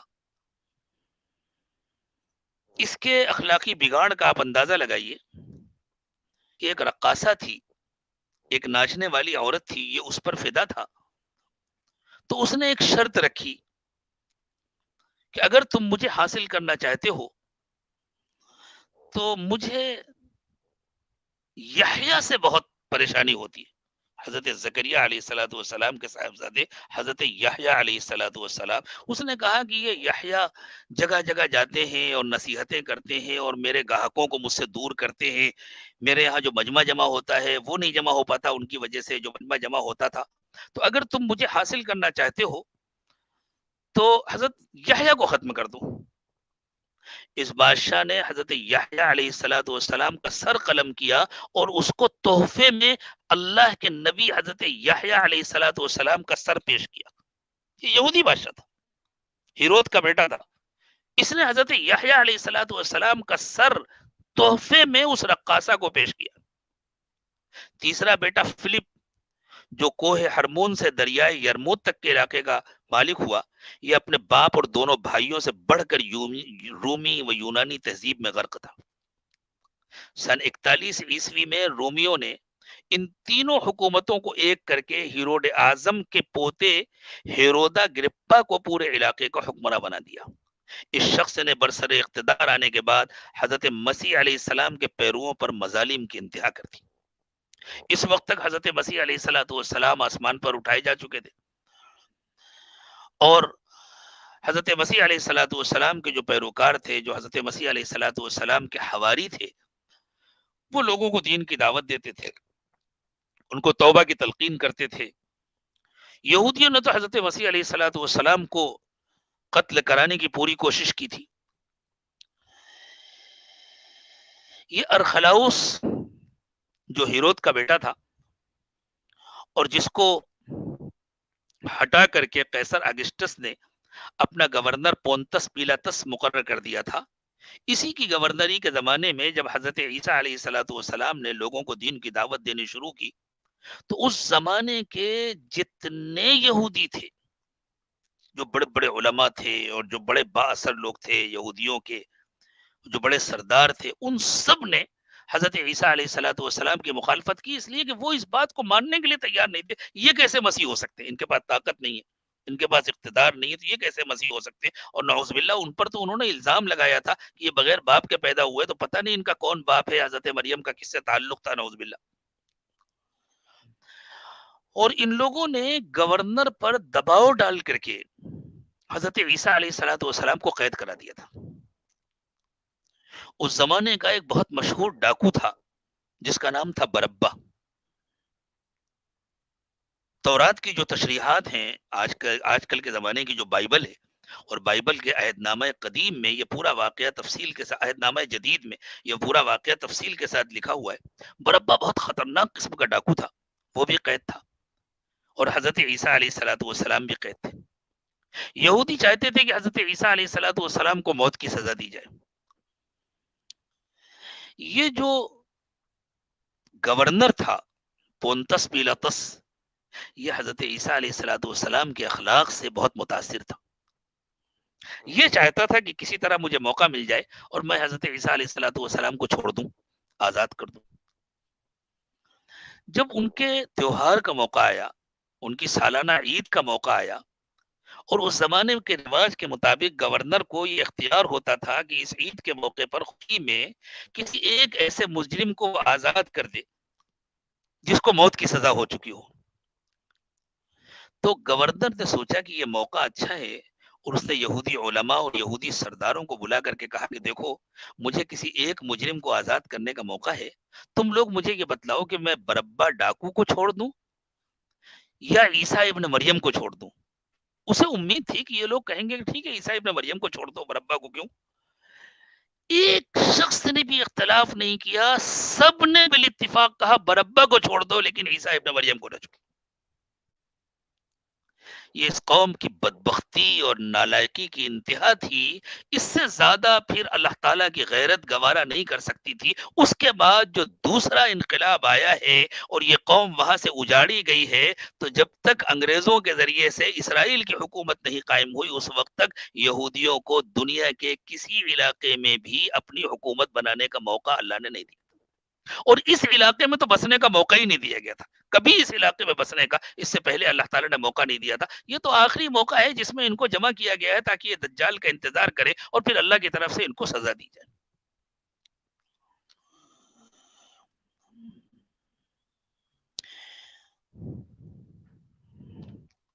اس کے کچھ ہی عرصے بعد یہودیوں اور رومیوں کے درمیان سخت کشمکش شروع ہو گئی، اور سن 64 اور 66 عیسوی کے درمیان یہودیوں نے رومیوں کے خلاف کھلی بغاوت کر دی.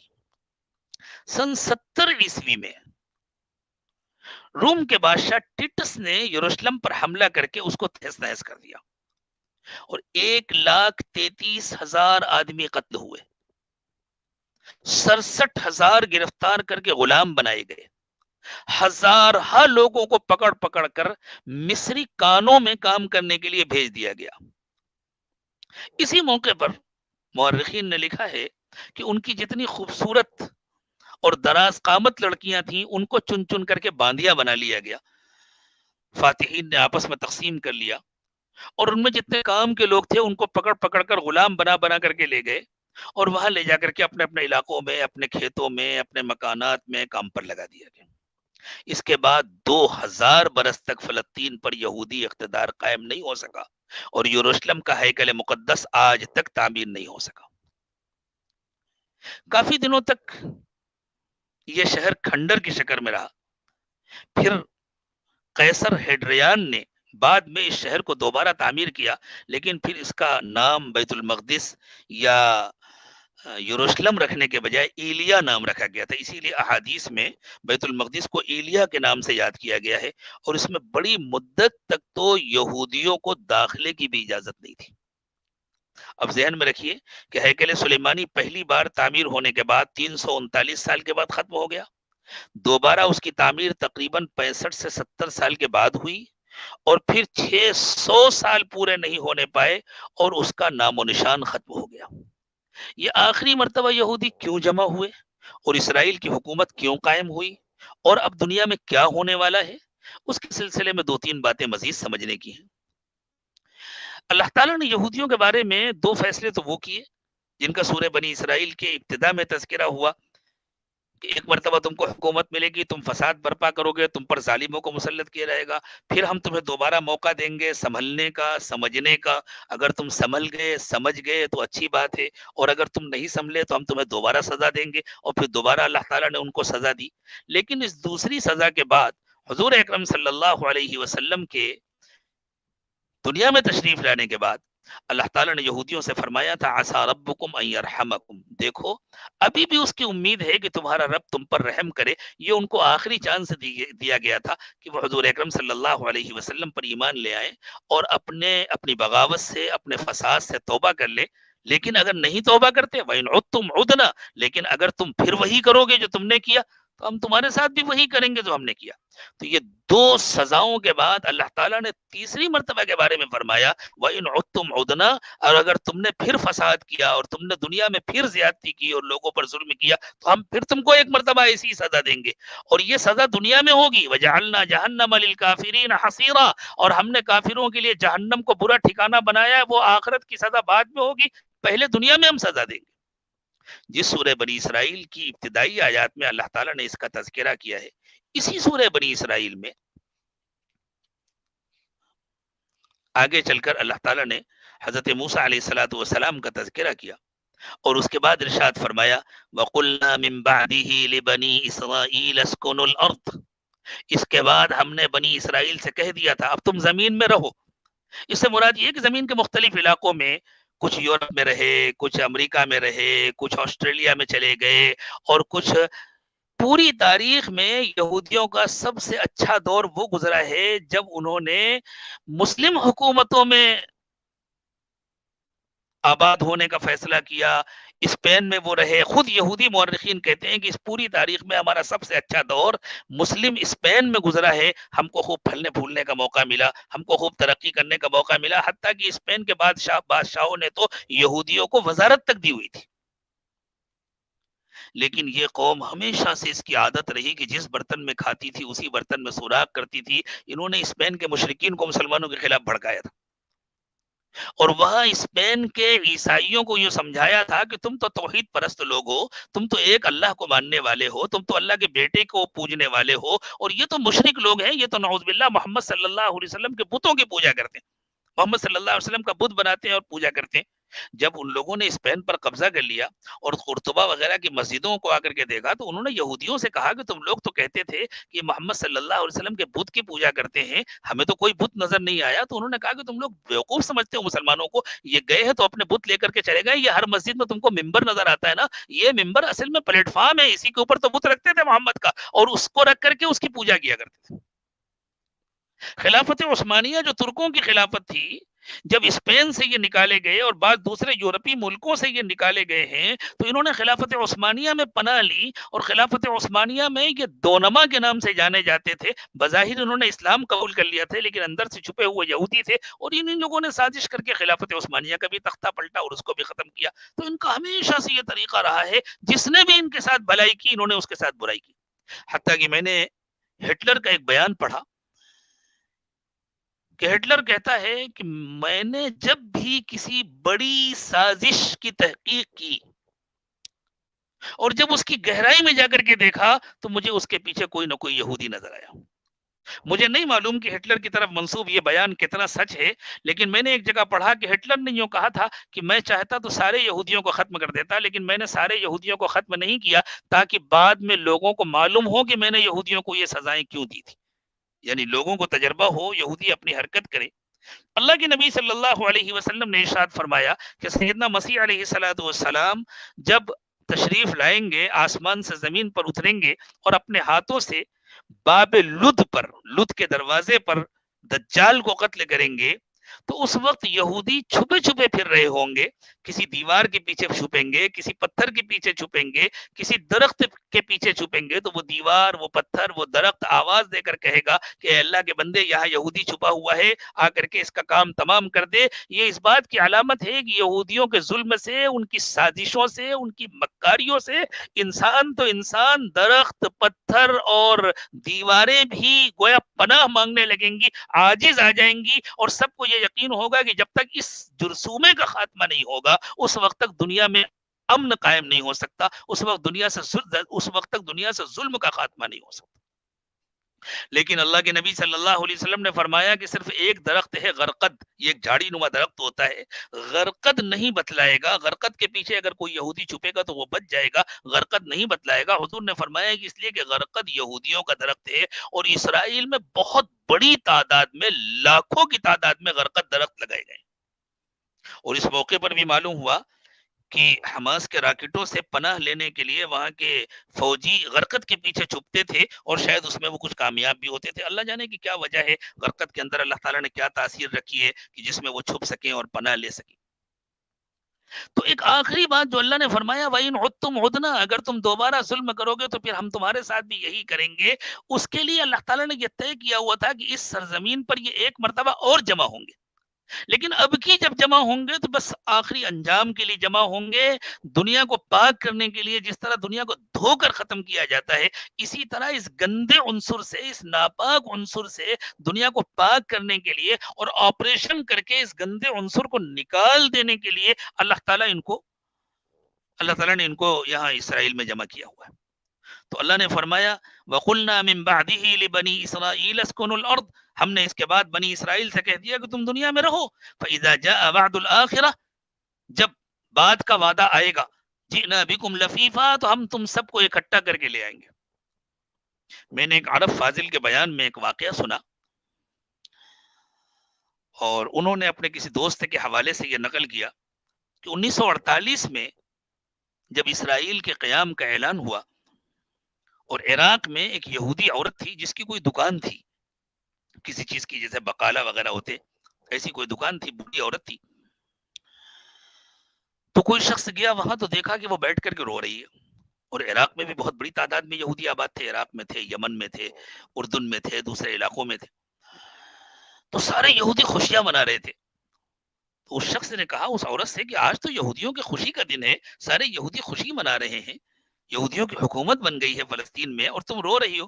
تو اس نے کہا کہ تمہیں نہیں معلوم ہے، اب یہودی فلسطین میں جمع ہوں گے ختم ہونے کے لیے، اب ان کو ساری دنیا سے لایا جائے گا ختم کرنے کے لیے، اور یہ حکومت 66 سال باقی رہے گی. ہمیں نہیں معلوم کہ اس نے کس بنیاد پر 66 سال کہا. اس کو تورات کی کوئی روایت معلوم ہو یا کسی نبی کی کوئی پیشن گوئی معلوم ہو، لیکن اللہ کے نبی صلی اللہ علیہ وسلم نے تو یہ بات بتلائی ہے کہ یہاں جمع ہوں گے، ان کی حکومت قائم ہوگی، اور دجال آئے گا، اور پھر دجال کے ساتھ مقابلہ ہوگا، اور حضرت عیسیٰ علیہ الصلوۃ والسلام تشریف لائیں گے، اور حضرت عیسیٰ علیہ الصلوۃ والسلام اپنے ہاتھ سے ختم کریں گے، اور پھر پورے یہودی عنصر کا خاتمہ ہوگا۔ میں اس موقع پر آپ کو امام ابن تیمیہ رحمۃ اللہ علیہ کی بیت المقدس سے متعلق ایک عبارت سناتا ہوں۔ انہوں نے اپنے فتاوی میں ارشاد فرمایا، کہتے ہیں دل الکتاب والسنہ وما روی عن الانبیاء علیہم الصلاۃ والسلام مع ما علم بالحس والعقل ان الخلق والامر ابتدأ من مکہ ام القرى فهي ام الخلق وفيها ابتدأت الرسالة المحمدية التي طبق نورها الأرض وهي التي جعلها الله قياما للناس إليها يصلون ويحجون ويقوم بها ما شاء الله من مصالح دينهم ودنياهم فكان الإسلام في الزمان الأول ظهوره بالحجاز أعظم ودلت الدلائل المذكورة أن ملك النبوة بالشام والحشر إليها فإلى بيت المقدس وما حوله يعود الخلق والأمر وهناك يحشر الخلق والإسلام في آخر الزمان أظهر بالشام۔ یوں کہتے ہیں کہ کتاب و سنت سے اور حضرات انبیاء کرام علیہم الصلاۃ والسلام سے جو باتیں نقل کی گئی ہیں، یعنی پچھلے انبیاء کرام بھی، بنی اسرائیل کے انبیاء کرام علیہم الصلاۃ والسلام نے جو فرمایا، اور حس اور عقل سے یعنی مشاہدے اور عقل سے بھی یہ بات معلوم ہوتی ہے کہ خلق اور امر کی ابتدا مکہ مکرمہ سے ہوئی۔ یعنی جب اللہ تعالیٰ نے زمین کو پیدا کرنا شروع کیا تو پیدائش کی ابتدا مکہ مکرمہ سے ہوئی، اور اللہ تعالیٰ نے جو احکام دیے کہ دنیا کب تک رہے گی، کتنے دن تک رہے گی، کب ختم ہوگی، تو اس کی ابتدا مکہ مکرمہ سے ہوئی، اور اس کی انتہا بیت المقدس پر ہوئی۔ اللہ تعالیٰ نے جب زمین کو بنانا شروع کیا تو پیدائش کی ابتدا مکہ مکرمہ سے ہوئی، اور پیدائش کی انتہا، اس کو بنانے کی تخلیق کی انتہا بیت المقدس پر ہوئی، اور امر کی بھی ابتدا مکہ مکرمہ سے ہے، یعنی دین مکہ مکرمہ سے شروع ہوا، اور دین کے شوکت کی تکمیل ہوگی، دین کی عظمت کی، اور پوری دنیا میں اس کا غلبہ قائم ہوگا مسجد اقصی سے۔ اس لیے مکہ مکرمہ ام الخلق ہے، اسی لیے اس کو ام القریٰ کہتے ہیں۔ یہی حضرت محمد صلی اللہ علیہ وسلم کی نبوت اور رسالت کی ابتدا ہوئی، جس کے نور نے پوری زمین کو ڈھانک لیا، جس سے پوری دنیا روشن ہوئی۔ اسی کو اللہ تعالیٰ نے انسانوں کے قیام کا ذریعہ بنایا، اسی کی طرف لوگ منہ کر کے نماز پڑھتے ہیں، یہی جا کر حج کرتے ہیں، اور اس سے اللہ تعالیٰ نے جتنے چاہے ہیں لوگوں کے دین اور دنیا کی مصلحتیں جوڑ رکھی ہیں۔ پہلے زمانے میں اسلام کا ظہور اول حجاز سے ہوا۔ پھر کہتے ہیں کہ دلائل مذکورہ سے یہ بات معلوم ہوتی ہے کہ حضور اکرم صلی اللہ علیہ وسلم کے ذریعے جو حکومت قائم ہوگی، اس کی تکمیل ملک شام سے ہوگی۔ یہ جو پورا فلسطین کا علاقہ ہے، یہ پورا ملک شام کا علاقہ ہے، تو اس کی تکمیل ملک شام میں ہوگی، انتہا بھی ملک شام میں ہوگی، اور اخیر میں جو اسلام کی طاقت جمع ہوگی وہ ملک شام میں جمع ہوگی۔ بیت المقدس اور اس کے ارد گرد میں خلق اور امر کا اعادہ ہوگا، خلق اور امر لوٹ کر کے جائیں گے، یہی خلق کا حشر ہوگا، وَهُنَاكَ يُحْشَرُ الْخَلْقُ، یہیں سے جا کر کے ختم ہوگا، یعنی قیامت کی گویا تیاریاں اور قیامت کی آخری علامتیں بھی یہی ظاہر ہوں گی، اور اخیر زمانے میں اسلام کو ملک شام میں غلبہ حاصل ہوگا۔ حضور اکرم صلی اللہ علیہ وسلم نے اپنی امت کے بارے میں یہ ارشاد فرمایا، اور یہ روایات جو میں آپ کو سنانے جا رہا ہوں، مختلف محدثین نے ان روایات کو نقل کیا ہے۔ ان روایات میں کہیں کہیں بعض جگہ الفاظ کا فرق ہے، لیکن محدثین نے ان روایات کو صحیح کہا ہے کہ یہ صحیح روایات ہیں۔ جو باہر محدثین ہیں، جو روایات کو پرکھتے ہیں، انہوں نے کہا کہ یہ صحیح روایات ہیں، ان میں کوئی ضعف نہیں ہے۔ نبی اکرم صلی اللہ علیہ وسلم نے ارشاد فرمایا، لا تزال عصابۃ من امتی یقاتلون علی امر اللہ، میری امت کی ایک جماعت ہمیشہ اللہ کے دین کے لیے جنگ کرتی رہے گی، یہاں یجاہدون کا لفظ نہیں ہے جس میں تعویل کر لی جائے کہ صاحب وہ کسی بھی قسم کی محنت مراد ہے، چاہے مسجد میں محنت ہو رہی ہو، چاہے محلے میں محنت ہو رہی ہو، اور چاہے ملاقاتیں ہو رہی ہوں، اور یا مدرسے ہوں یا خانقاہیں ہوں۔ اللہ تعالیٰ مدرسوں کو بھی باقی رکھے، اللہ خانقاہوں کو بھی باقی رکھے، اللہ تبلیغ کی چلت پھرت کو بھی باقی رکھے۔ یہ سب بھی بڑی قابل قدر محنتیں ہیں، لیکن اللہ کے نبی صلی اللہ علیہ وسلم نے یہاں قتال کا تذکرہ فرمایا۔ قتال کہتے ہیں دشمن سے آمنے سامنے مقابلہ کرنا، مرنا اور مارنا۔ لا تزال عصابۃ من امتی یقاتلون علی امر اللہ، میری امت کی ایک جماعت ہمیشہ اللہ کے حکم پر قتال کرتی رہے گی، قاہرین لعدوہم، اور یہ اپنے دشمنوں پر غالب رہے گی، لا یضرہم من خالفہم، کوئی ان کی مخالفت کر کے ان کا کچھ بگاڑ نہیں سکے گا، حتی تأتیہم الساعۃ وہم کذالک، اسی حالت میں قیامت آئے گی۔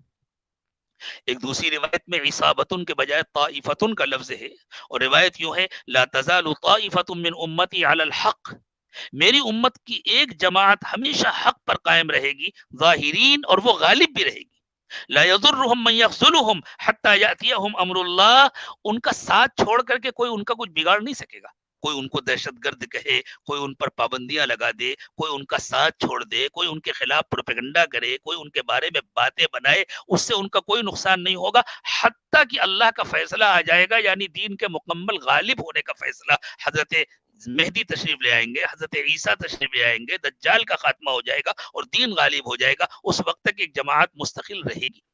علماء نے یوں کہا ہے کہ یہ ضروری نہیں ہے کہ یہ جماعت ہمیشہ ایک ہی جگہ رہے اور یہ ساری جماعت ایک ساتھ ہو، اس جماعت کے افراد الگ الگ علاقوں میں الگ الگ جگہوں پر کام کر سکتے ہیں۔ اور یہ جو دوسری روایت ہے جس میں فرمایا لا تزال طائفۃ من امتی علی الحق ظاہرین، کہ میری امت کی ایک جماعت ہمیشہ حق پر رہے گی، اس میں وہ سارے لوگ شامل ہو گئے، چاہے وہ مدرسے کی لائن سے محنت کر رہے ہوں، چاہے وہ تبلیغ کی لائن سے محنت کر رہے ہوں، چاہے وہ خانقاہ کی لائن سے محنت کر رہے ہوں، لیکن سچے دین پر قائم رہنے والے سب ہوں گے۔ لیکن پہلے جو روایت آئی تھی اس میں اللہ کے نبی صلی اللہ علیہ وسلم نے فرمایا کہ ان محنت کرنے والوں کے درمیان ایک جماعت ایسی ہوگی جو دشمن سے سامنے سامنے مقابلہ کر رہی ہے۔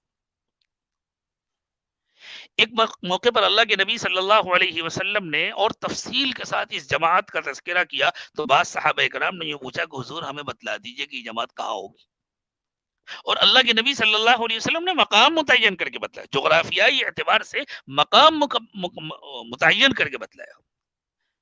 امام طبری کی روایت ہے کہ اللہ کے رسول صلی اللہ علیہ وسلم نے ارشاد فرمایا لا تزال طائفۃ من امتی علی الدین ظاہرین، میری امت کی ایک جماعت ہمیشہ دین پر رہے گی اور غالب رہے گی، لعدوہم قاہرین، ان کا دشمن ان سے ڈرے گا۔ اور اس زمانے میں ہم دیکھ رہے ہیں جس طرح حضرت طالوت کے سلسلے میں اللہ تعالیٰ نے ارشاد فرمایا تھا کم من فئۃ قلیلۃ غلبت فئۃ کثیرۃ باذن اللہ، کہ کتنی چھوٹی چھوٹی کمزور طاقتیں ہیں جنہوں نے بڑی بڑی طاقتوں کو پلٹ کر کے رکھ دیا، ملیا میٹ کر دیا۔ اس زمانے میں بھی ہم دیکھ رہے ہیں کہ اللہ کے کتنے ایسے بندے جن کا اپنا کوئی ملک نہیں، جن کا اپنا کوئی علاقہ نہیں، جن کی اپنی کوئی حکومت نہیں، جن کا سب کچھ چھین لیا گیا، جن کو دنیا کی کوئی طاقت مدد دینے والی نہیں تھی، لیکن انہوں نے کس طرح ساری دنیا سے آئے ہوئے ظالموں کو کی ناک رگڑ دی زمین میں اور بٹی چٹا دی اور ان کو ذلیل ہو کر کے واپس بھاگنے پر مجبور کر دیا، حتیٰ کہ خوشامد کرنے پر مجبور کر دیا کہ اللہ کے واسطے ہمیں راستہ دے دو، ہمیں کوئی محفوظ راستہ دے دو کہ ہم چلے جائیں۔ ہمیں اس زمانے میں ادھر چند سالوں کے اندر اللہ تعالیٰ نے یہ نقشہ دکھا دیا کہ کس طرح دشمنوں کو وہ مغلوب کرتے ہیں، کمزور ہونے کے باوجود کوئی ان کا کچھ بگاڑ نہیں سکتا۔ لا تزال طائفۃ من امتی علی الدین ظاہرین، میری امت کی ایک جماعت ہمیشہ دین پر رہے گی اور غالب رہے گی، لعدوہم قاہرین، اپنے دشمنوں کو دبا کر کے رکھے گی، لا یضرہم من خالفہم، ان کی مخالفت کر کے کوئی ان کا کچھ بگاڑ نہیں سکے گا، الا ما اصابہم من لأوا، ہاں کچھ تکلیفیں آئیں گی۔ کیا کیسی عجیب بات حضور نے فرمایا، ہاں کچھ تکلیفیں آئیں گی، کچھ غربت ہوگی، کچھ تنگ دستی ہوگی، کچھ مالی پریشانی ہوگی، ان کے پاس سامان نہیں ہوگا، کچھ بیماریاں ہوں گی، اور فہم کالاناء بین الاکلہ، اور ان کی حیثیت ایسے ہوگی جیسے کھانے والوں کے درمیان کوئی برتن، کہ یہ بھی ہاتھ مار رہا ہے، یہ بھی ہاتھ مار رہا ہے، یعنی ساری دنیا کی قومیں ان کو نشانہ بنائیں گی، ساری دنیا کی قومیں ان پر حملہ کرنا چاہیں گی، حتی یأتیہم امر اللہ وہم کذالک، حتی کہ اسی حال میں اللہ کا فیصلہ آ جائے گا، یعنی مکمل غلبے کا فیصلہ آ جائے گا۔ صحابہ کرام نے عرض کیا کہ حضور یہ کہاں ہوں گے، ہمیں بتلا دیجئے۔ فرمایا یقاتلون علی ابواب دمشق وما حوله وعلى ابواب بیت المقدس وما حولها، یہ لوگ دمشق کے دروازوں پر دشمنوں سے مقابلہ کر رہے ہوں گے اور اس کے ارد گرد ہوں گے، بیت المقدس کے دروازوں پر یہ دشمنوں کا مقابلہ کر رہے ہوں گے اور اس کے ارد گرد ہوں گے، حتی یقاتل آخرهم المسیح الدجال، حتی کہ انہی میں سے جو آخر زمانے کے لوگ ہوں گے وہ المسیح الدجال کا مقابلہ کریں گے، اور انہی کے درمیان حضرت مہدی تشریف لائیں گے، انہی میں حضرت مسیح نازل ہوں گے، اور یہی لوگ انہی کے ساتھ مل کر کے حضرت مہدی دشمنوں کا مقابلہ کریں گے اور حضرت مسیح علیہ الصلوۃ والسلام المسیح الدجال کو قتل کریں گے۔ اتنا صاف صاف کھول کر بیان کر دیا۔ اب اس کے بعد بھی اگر کوئی ان لوگوں کو دہشت گرد کہے اور کوئی ان لوگوں کو برا بلا کہے تو ہمارا تو مشورہ ہے کہ وہ کسی جگہ جا کر کے اپنی عقل کا علاج کرا لے، تاکہ اس پر وہ عذاب نہ آئے جو بنی اسرائیل پر عذاب آیا اور جو یہودیوں پر عذاب آیا۔ یہودیوں کے سلسلے میں آپ کو ایک بات اور اخیر میں بتلا دوں، وقت تو کچھ زیادہ ہو رہا ہے لیکن اس موضوع پر شاید اتنی تفصیل سے دوبارہ آسانی سے بات کرنے کا موقع نہ ملے، اس لیے میں آپ لوگوں کا تھوڑا سا وقت زیادہ لے رہا ہوں۔ حضور اکرم صلی اللہ علیہ وسلم کے زمانے میں جزیرت العرب میں یہودیوں کی بعض بڑی بستیاں قائم تھیں، جیسے مدینہ طیبہ میں مدینے سے تھوڑا باہر، جس کو یثرب کہتے تھے،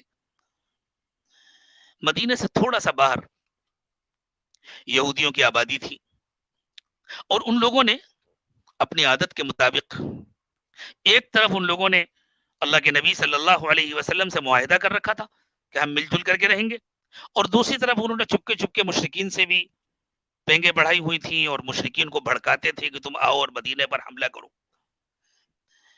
غزوہ احزاب میں جب اللہ تعالیٰ نے مشرکین کے خیمے اکھاڑ دیے اور ان کو بھاگنے پر مجبور کر دیا، تو اللہ کے نبی صلی اللہ علیہ وسلم نے حکم دیا، اور یہودیوں کا جو علاقہ تھا جن لوگوں نے غداری کی تھی، حضور اکرم صلی اللہ علیہ وسلم نے ان کا گھیراؤ کیا اور ان کو وہاں سے نکلنے پر مجبور کیا۔ شاید کسی اور جگہ پر اس پوری تاریخ میں یہودیوں کی اتنی بڑی آبادی ایک ساتھ نہیں تھی جتنی بڑی آبادی مدینے میں اور خیبر میں تھی۔ حشر عربی زبان میں اجتماع کو کہتے ہیں، جماؤ کو کہتے ہیں، تو اتنی بڑی تعداد میں یہ لوگ یہاں جمع تھے۔ اللہ نے فرمایا هو الذی اخرج الذین کفروا من اہل الکتاب من دیارہم لاول الحشر، اللہ نے اہل کتاب کے کافروں کو ان کے گھروں سے نکالا اول الحشر میں، یعنی ابھی پہلی مرتبہ یہ لوگ جمع ہوئے تھے، ان کو نکالا۔ ما ظننتم ان یخرجوا، یہ سوچ بھی نہیں سکتے تھے کہ یہ نکلیں گے۔ وظنوا انہم مانعتہم حصونہم من اللہ، اور یوں سمجھ رہے تھے کہ ان کے قلعے ان کو اللہ سے بچا لیں گے، یہاں سے بھی نکالیں گے۔ اور کچھ دنوں کے بعد سیدنا عمر ابن خطاب رضی اللہ تعالیٰ عنہ زمانے میں، اس کے بعد پھر حضور ہی کی زندگی میں خیبر فتح ہوا اور پھر وہاں سے بھی یہودی نکالے گئے، تو یہ لوگ سوچ بھی نہیں سکتے تھے کہ ہم نکالے جائیں گے، یہ سمجھتے تھے کہ ان کے قلعے ان کو اللہ سے بچا لیں گے۔ فَأَتَاهُمُ اللَّهُ مِنْ حَيْثُ لَمْ يَحْتَسِبُوا، تو اللہ تعالیٰ نے ایسی جگہ سے اپنا فیصلہ نافذ کیا کہ ان کو خیال بھی نہیں آ سکتا تھا۔ وَقَذَفَ فِي قُلُوبِهِمُ الرُّعْبَ، اور ان کے دلوں کے اندر رعب ڈال دیا۔ يُخْرِبُونَ بُيُوتَهُمْ بِأَيْدِيهِمْ وَأَيْدِي الْمُؤْمِنِينَ، حتیٰ کہ یہ اپنے ہاتھوں سے اپنے گھروں کو اجاڑ رہے تھے، اس لیے کہ اللہ کے نبی صلی اللہ علیہ وسلم نے یہ فرما دیا تھا کہ تم لوگ یہاں سے نکل جاؤ، اور جتنا سامان اپنے ساتھ لے جا سکتے ہو تم کو لے جانے کی اجازت ہے۔ تو یہ اپنے گھروں کو گرا گرا کر کے ان کی کھڑکیاں، ان کے دروازے، ان کی کھوٹیاں سب نکال نکال کر کے لے جا رہے تھے، اپنے ہاتھوں سے اپنے گھروں کو گرا رہے تھے تاکہ وہ دروازہ نکال سکیں، تاکہ وہ کھڑکیاں نکال سکیں، جو بھی کوئی قیمتی چیز ہے جو لکڑی وغیرہ ہے، اور وہ سب وہاں سے خیبر کی طرف جا رہے تھے اور لے کر کے جا رہے تھے۔ اس موقع پر اللہ تعالیٰ نے دو باتیں بڑی عجیب فرمائی ہیں، ان دو باتوں کو سمجھنے کی ضرورت ہے۔ ایک تو اللہ نے یوں فرمایا وَلَوْلَا أَن كَتَبَ اللَّهُ عَلَيْهِمُ الْجَلَاءَ لَعَذَّبَهُمْ فِي الدُّنْيَا، اگر اللہ نے ان کے لیے یہ فیصلہ نہ کر دیا ہوتا کہ ابھی ان کو جلا وطن کیا جائے گا تو اللہ ان کو دنیا میں ہی سزا دیتے۔ یعنی اس موقع پر چونکہ اللہ کا یہ فیصلہ نہیں تھا کہ ان کو ختم کر دیا جائے، یہ فیصلہ تھا کہ ان کو جلا وطن کر دیا جائے، اس وجہ سے ان کو صرف یہاں سے نکالا جا رہا ہے، ان کو مارا نہیں جا رہا، اور قرآن نے اس کو اول الحشر کہا۔ حضرت امام ابن تیمیہ رحمۃ اللہ علیہ نے اس لفظ اول الحشر کی طرف اشارہ کر کے کہا کہ یہ لفظ بتلا رہا ہے کہ ایک مرتبہ پھر یہ جمع ہوں گے، اور جب جمع ہوں گے تو ان کو صرف جلا وطنی کی سزا نہیں دی جائے گی، بلکہ دنیا میں اللہ تعالیٰ ان کو اس طرح سزا دیں گے کہ ان کا نام و نشان ختم کریں گے۔ امام ابن تیمیہ رحمۃ اللہ علیہ کہتے ہیں کہ یہ لفظ اول الحشر اشارہ کر رہا ہے کہ ان کا جو دوسرا جماکڑا ہوگا، ان کا جو دوسرا جماؤ ہوگا وہ بیت المقدس میں ہوگا، اور پھر وہاں حضرت عیسیٰ علیہ الصلوۃ والسلام اور ان کے ساتھیوں کے ذریعے ان کو ختم کیا۔ دوسری بات اللہ تعالیٰ نے اس صورت میں ایک بتلائی، ان کا مزاج بتلایا، یوں فرمایا لا یقاتلونکم جمیعا الا فی قرى محصنۃ او من وراء جدر۔ ان کا مزاج یہ ہے کہ یہ سامنے آ کر تم سے جنگ نہیں کر سکتے، یہ محفوظ بستیوں کے اندر رہ کر کے جنگ کرتے ہیں، یعنی خود محفوظ جگہوں پر بیٹھے رہیں گے، ہوائی جہاز سے حملہ کریں گے، میزائلوں سے حملہ کریں گے، لیکن سامنے آ کر کے نہیں لڑیں گے۔ او من وراء جدر، یا دیواروں کے پیچھے سے حملہ کریں گے۔ آج بھی اسرائیل میں جو یہودی آباد ہیں ان کا طریقہ یہ ہے کہ انہوں نے کچھ دیواریں بنائی ہوئی ہیں۔ فلسطینیوں کی جو بڑی آبادیاں ہیں ان کے قریب میں انہوں نے ان یہودیوں کو آباد کیا ہوا ہے جن کو وہ دل سے یہودی نہیں سمجھتے۔ جس طرح ہمارے ملک میں برہمنوں نے دلتوں کو زبردستی ہندو ہندو کہہ کر کے ہندو بنایا ہوا ہے، وہ دل سے ان کو ہندو نہیں سمجھتے، وہ دل سے ان کو اپنا نہیں سمجھتے، لیکن وہ یہ سمجھتے ہیں کہ یہ ہماری سامنے کی دیوار ہے، ہم پیچھے سے فائدے اٹھائیں گے اور ان کو سامنے رکھیں گے اور ان کے پیچھے سے اپنے دشمنوں پر حملہ کریں گے، اور اگر دشمن حملہ کرے گا تو ان پر حملہ کرے گا۔ بالکل اسی طرح ساری دنیا سے ان یہودیوں کو جو حضرت یعقوب کی اولاد نہیں ہے، جو اسرائیلی خاندان سے نہیں ہے، جن کے رگوں میں اسرائیلی خون نہیں ہے، اور جن کو ان کے اسرائیلی علماء اندر سے یہودی نہیں سمجھتے ہیں، ان کو لا کر کے انہوں نے مختلف علاقوں میں باہر باہر بسایا ہوا ہے، تاکہ فلسطینیوں سے جب مقابلہ ہو تو ان کے اوپر حملہ کرے فلسطینی، اور ان کو دیوار بنایا ہوا ہے۔ لا یقاتلونکم، یہ مزاج بتلایا قرآن نے، لا یقاتلونکم جمیعا الا فی قرى محصنۃ، یہ اپنے محفوظ بستیوں میں رہ کر کے تم سے مقابلہ کر سکتے ہیں، او من وراء جدر، یا دیواروں کے پیچھے سے مقابلہ کر سکتے ہیں۔ جب سے اسرائیل قائم ہوا ہے اس کے بعد سے یہ پہلی مرتبہ ہوا ہے کہ مجاہدین نے ان دیواروں کو توڑا ہے، اور انہوں نے جو اپنی محفوظ بستیاں بنائی ہوئی تھی وہاں تک مجاہدین پہنچے ہیں، وہاں تک ان کے میزائل پہنچے ہیں، وہاں تک ان کے راکٹ پہنچے، اور اس کی وجہ سے اسرائیل میں زبردست گھبراہٹ شروع ہوئی ہے، حتیٰ کہ لوگوں نے بھاگنا شروع کر دیا۔ لیکن ابھی بہت زیادہ خوش ہونے کا موقع نہیں ہے، یہ نہیں سمجھنا چاہیے کہ بس اسرائیل ابھی ختم ہو جائے گا۔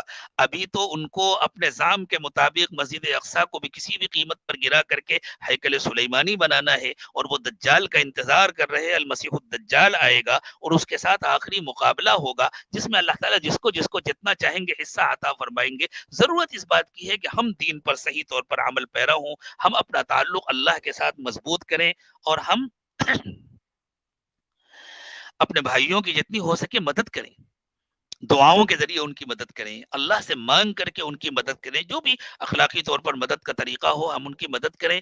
اور اللہ تعالیٰ جب حضرت مہدی علیہ الصلوۃ والسلام کو بھیجیں گے اور ان کے ذریعے سے ایمان والے جمع ہو کر کے مقابلہ کریں گے، اور پھر حضرت عیسیٰ علیہ الصلوۃ والسلام تشریف لائیں گے، تب جا کر کے اس جرثومے کا ہمیشہ کے لیے انشاءاللہ خاتمہ ہوگا۔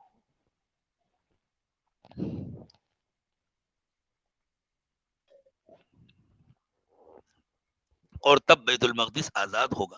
لیکن آج جو لوگ وہاں ڈٹے ہوئے ہیں اور مقابلہ کر رہے ہیں، انشاءاللہ یہی یا ان کی نسلیں اور ان کے بعد پیدا ہونے والے جگہ لیں گے ان کی جگہ پر، اور وہی حضرت مہدی کا ساتھ دیں گے، وہی حضرت عیسیٰ کا ساتھ دیں گے، اور انہی کے ذریعے سے اللہ تعالیٰ وہ بڑا کامیاب اور خوبصورت آپریشن کرائیں گے، جس کے ذریعے سے انسانیت کو دوبارہ گویا نئی زندگی ملے گی، اور انسانیت کو پھلنے پھولنے کا موقع ملے گا، اور دنیا ایک مرتبہ سکھ کا سانس لے سکے گی۔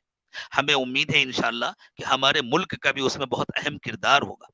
اللہ تعالیٰ نے اس ملک میں بسنے والوں کے لیے ہدایت کے فیصلے کیے ہوئے ہیں، اور بعض مختلف روایات سے یہ بات معلوم ہوتی ہے، ہمارے ملک میں بسنے والوں کے یہاں جو روایات ہیں ان کے ذریعے سے بھی، اور بعض دینی اور اسلامی روایات کے ذریعے بھی یہ بات معلوم ہوتی ہے کہ یہاں بسنے والی قوم جو بڑی شدت کے ساتھ شری نراشنس مہاراج کا انتظار کر رہی ہے، اور وہ شری نراشنس مہاراج اور کل کی اوتار حضرت محمد صلی اللہ علیہ وسلم ہے۔ ان میں سے بہت سے پڑھے لکھے لوگوں کو یہ بات معلوم ہو چکی ہے، سمجھ چکے ہیں، جنہوں نے نہیں سمجھا وہ آج نہیں تو کل انشاءاللہ سمجھ جائیں گے، اور جب اس پوری قوم کو اللہ تعالیٰ ہدایت دیں گے تو یہ پورے نئے جوش اور نئے جذبے کے ساتھ اللہ کے دین کا جھنڈا لے کر کے انشاءاللہ بیت المقدس پہنچیں گے اور حضرت مہدی اور حضرت عیسیٰ علیہ السلام کے ساتھی بنیں گے۔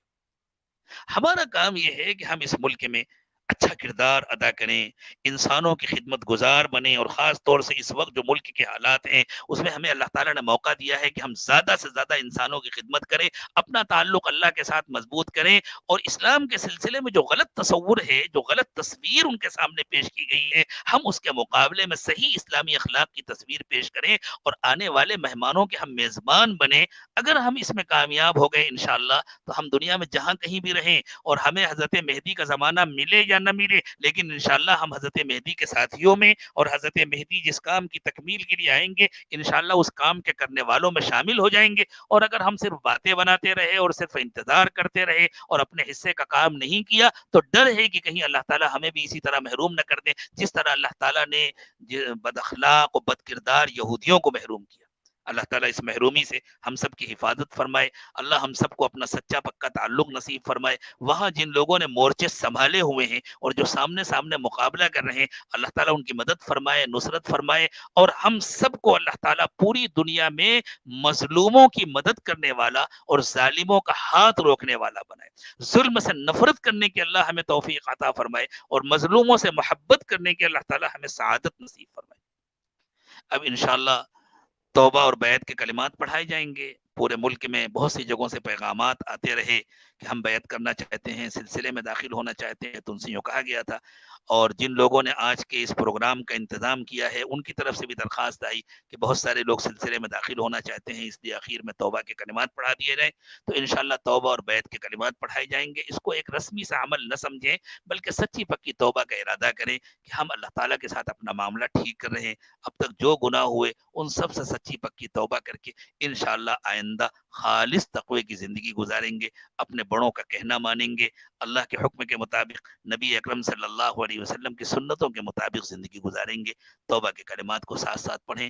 بسم اللہ الرحمن الرحیم، لا الہ الا اللہ محمد الرسول اللہ صلی اللہ علیہ وسلم، آمنت باللہ وملائکتہ وکتبہ ورسلہ والیوم الآخر والقدر خیرہ وشرہ من اللہ تعالی والبعث بعد الموت، آمنت باللہ کما ہوا بأسمائہ وصفاتہ وقبلت جمیع احکامہ، اشہد ان لا الہ الا اللہ واشہد ان محمدا عبدہ ورسولہ، استغفر اللہ ربی من کل ذنب واتوب الیہ برحمتک یا ارحم الراحمین۔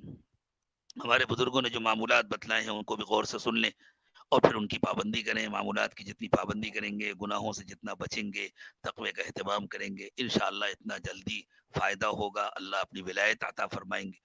اللہ تعالیٰ اپنے قرب کے اعلیٰ درجات ہم سب کو نصیب فرمائے۔ صبح و شام کی تسبیحات پڑھا کریں، ایک تسبیح استغفار کی استغفر اللہ ربی من کل ذنب واتوب الیہ، ایک تسبیح درود شریف کی اللہم صلی علی سیدنا محمد وعلی آل سیدنا محمد وبارک وسلم۔ روزانہ قرآن پاک کی تلاوت کیا کریں، ایک پارہ تلاوت کریں تو بہت اچھی بات ہے، تاکہ مہینے میں ایک قرآن مکمل ہو جائے۔ اگر نہیں ہو سکتا تو جتنا آسانی سے ہو سکے اتنا تلاوت کریں۔ چلتے پھرتے اٹھتے بیٹھتے ہر وقت دل میں اللہ کا دھیان رکھیں، گندے خیالات سے برے خیالات سے بچائیں اپنے آپ کو، دل میں اللہ کی یاد ہر وقت رکھیں، اور روزانہ صبح شام کم از کم 15-20 منٹ مراقبہ کر لیا کریں۔ مراقبہ کہتے ہیں دل سے اللہ کو یاد کرنے کو، آنکھیں بند کر کے سر کو جھکا کر کے پورا دھیان دل پر جمع کر بیٹھیں، دل کو اللہ کی طرف متوجہ کریں اور یہ نیت کریں کہ اللہ کی رحمت آ رہی ہے، میرے دل میں سما رہی ہے، میرے دل سے گناہوں کو دھو رہی ہے، اور میرا دل کہہ رہا ہے اللہ اللہ اللہ۔ زبان سے اللہ اللہ نہ کہیں، بس یہ نیت کریں کہ دل اللہ اللہ کہہ رہا ہے اور میں سن رہا ہوں۔ اسی طرح کم از کم مہینے میں ایک مرتبہ اپنے شیخ کو اپنے حالات کی اطلاع کریں۔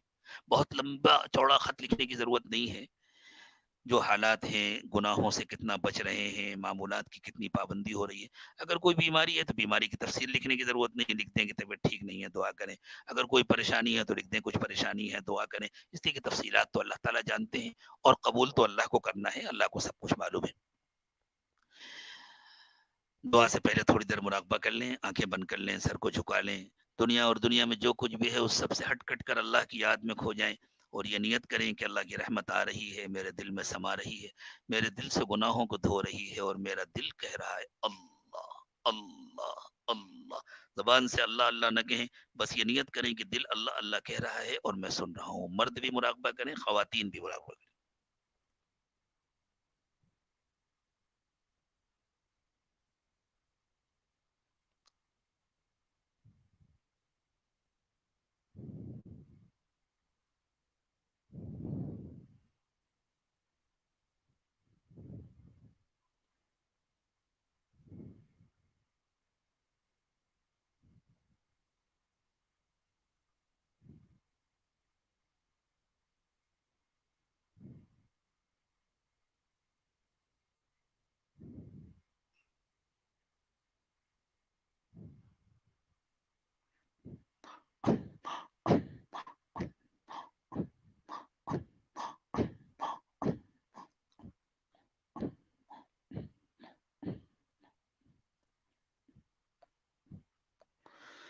لا الہ الا اللہ محمد رسول اللہ۔ دعا فرما لیں، سبحان ربی العلی العلی الوہاب، اللہم صلی علی سیدنا محمد وعلى آل سيدنا محمد وبارك وسلم۔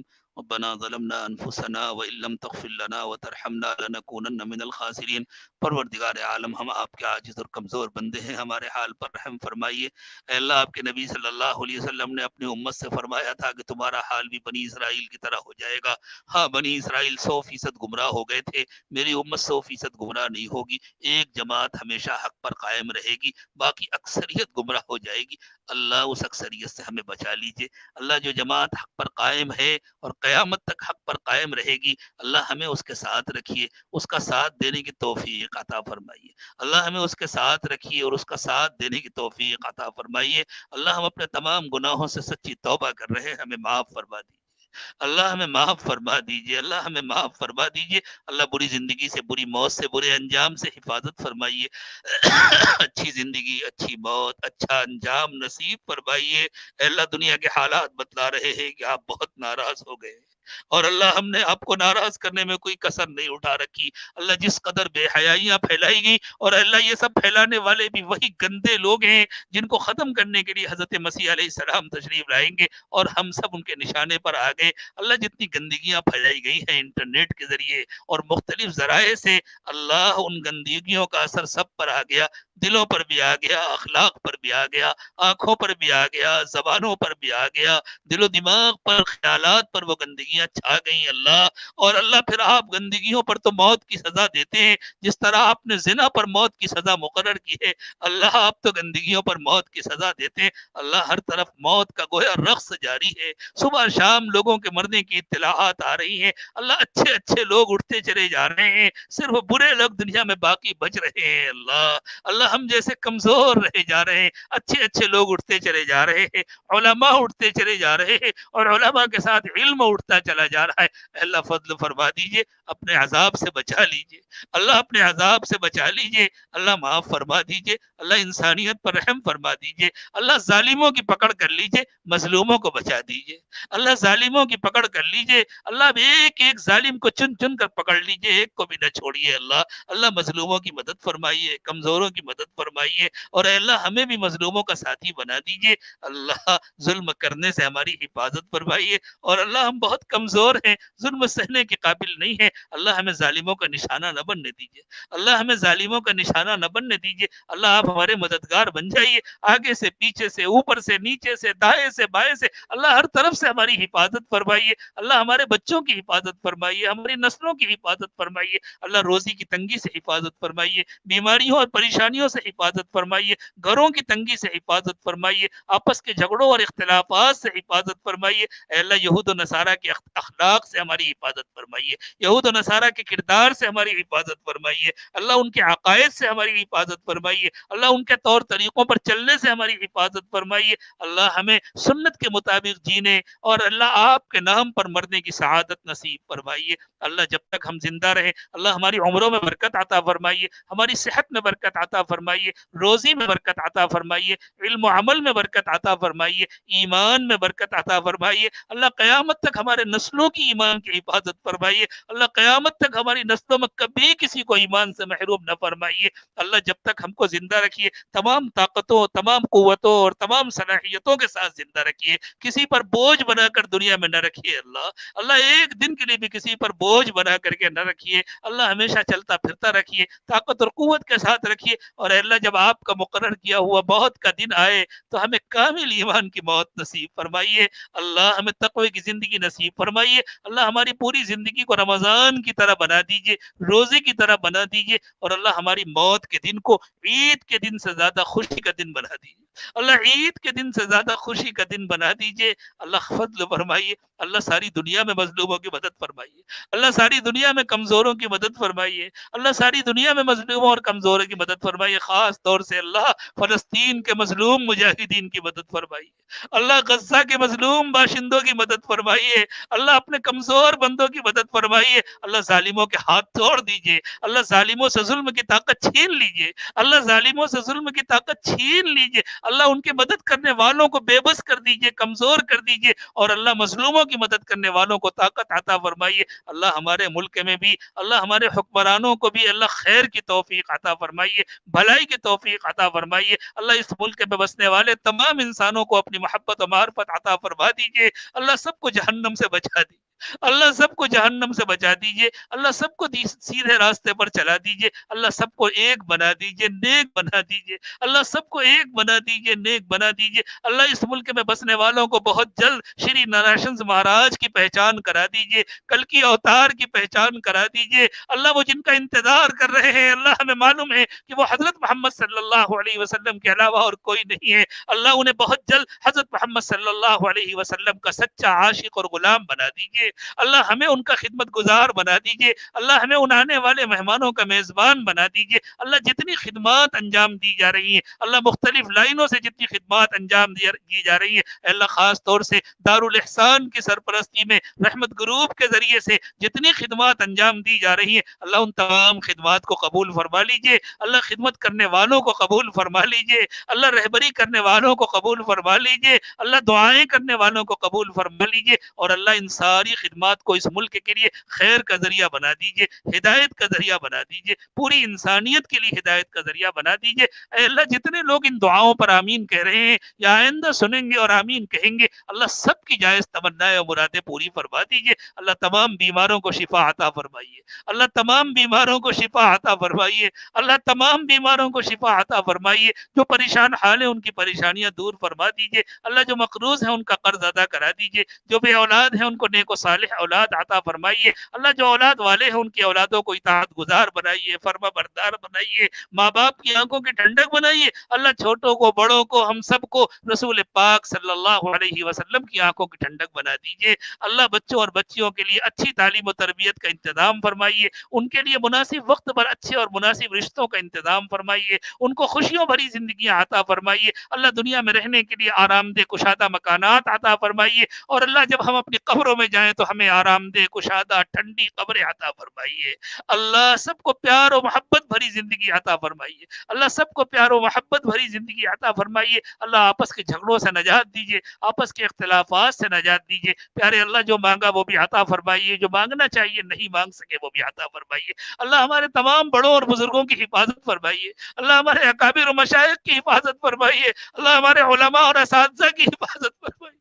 اللہ ہمارے علماء اور اساتذہ کی حفاظت فرمائیے۔ اللہ مشائخ اٹھتے جا رہے ہیں، علماء اٹھتے جا رہے ہیں، دنیا میں اندھیرا بڑھتا جا رہا ہے۔ اللہ دنیا میں اندھیرا بڑھتا جا رہا ہے۔ اللہ جس کا آپ نے وقت مقرر کر دیا وہ تو اس دنیا سے جائے گا۔ اللہ نئے چراغ روشن فرما دیجئے۔ اللہ جگہ خالی نہ ہونے دیجئے۔ اللہ دلوں کو ہدایت کا چراغ بنا دیجئے۔ اللہ ہم سے خیر کے کام لے لیجئے۔ اللہ ہمارے تمام علماء، تمام اکابر، تمام مشائخ کی حفاظت فرمائیے، اور اے اللہ جو آپ کو پیارے ہو چکے ان سب کی مغفرت فرما دیجیے۔ اللہ آپ نے جن کی مغفرت فرما دی ان کو اپنے قرب کے اعلیٰ درجات نصیب فرمائیے۔ اللہ جو مانگا وہ بھی عطا فرمائیے، جو مانگنا چاہیے نہیں مانگ سکے وہ بھی عطا فرمائیے۔ پیارے اللہ بغیر مانگے عطا فرمائیے، مانگنے کا سلیقہ عطا فرمائیے۔ اللہ دور قریب جن لوگوں نے بھی دعاؤں کے لیے کہا یا ان کو ہم سے اچھی توقعات ہے، محض اپنے فضل و کرم سے ان کی توقعات سے بڑھ کر انہیں عطا فرمائیے۔ وصلی اللہ تعالی علی خیر خلقہ محمد وعلی آلہ واصحابہ اجمعین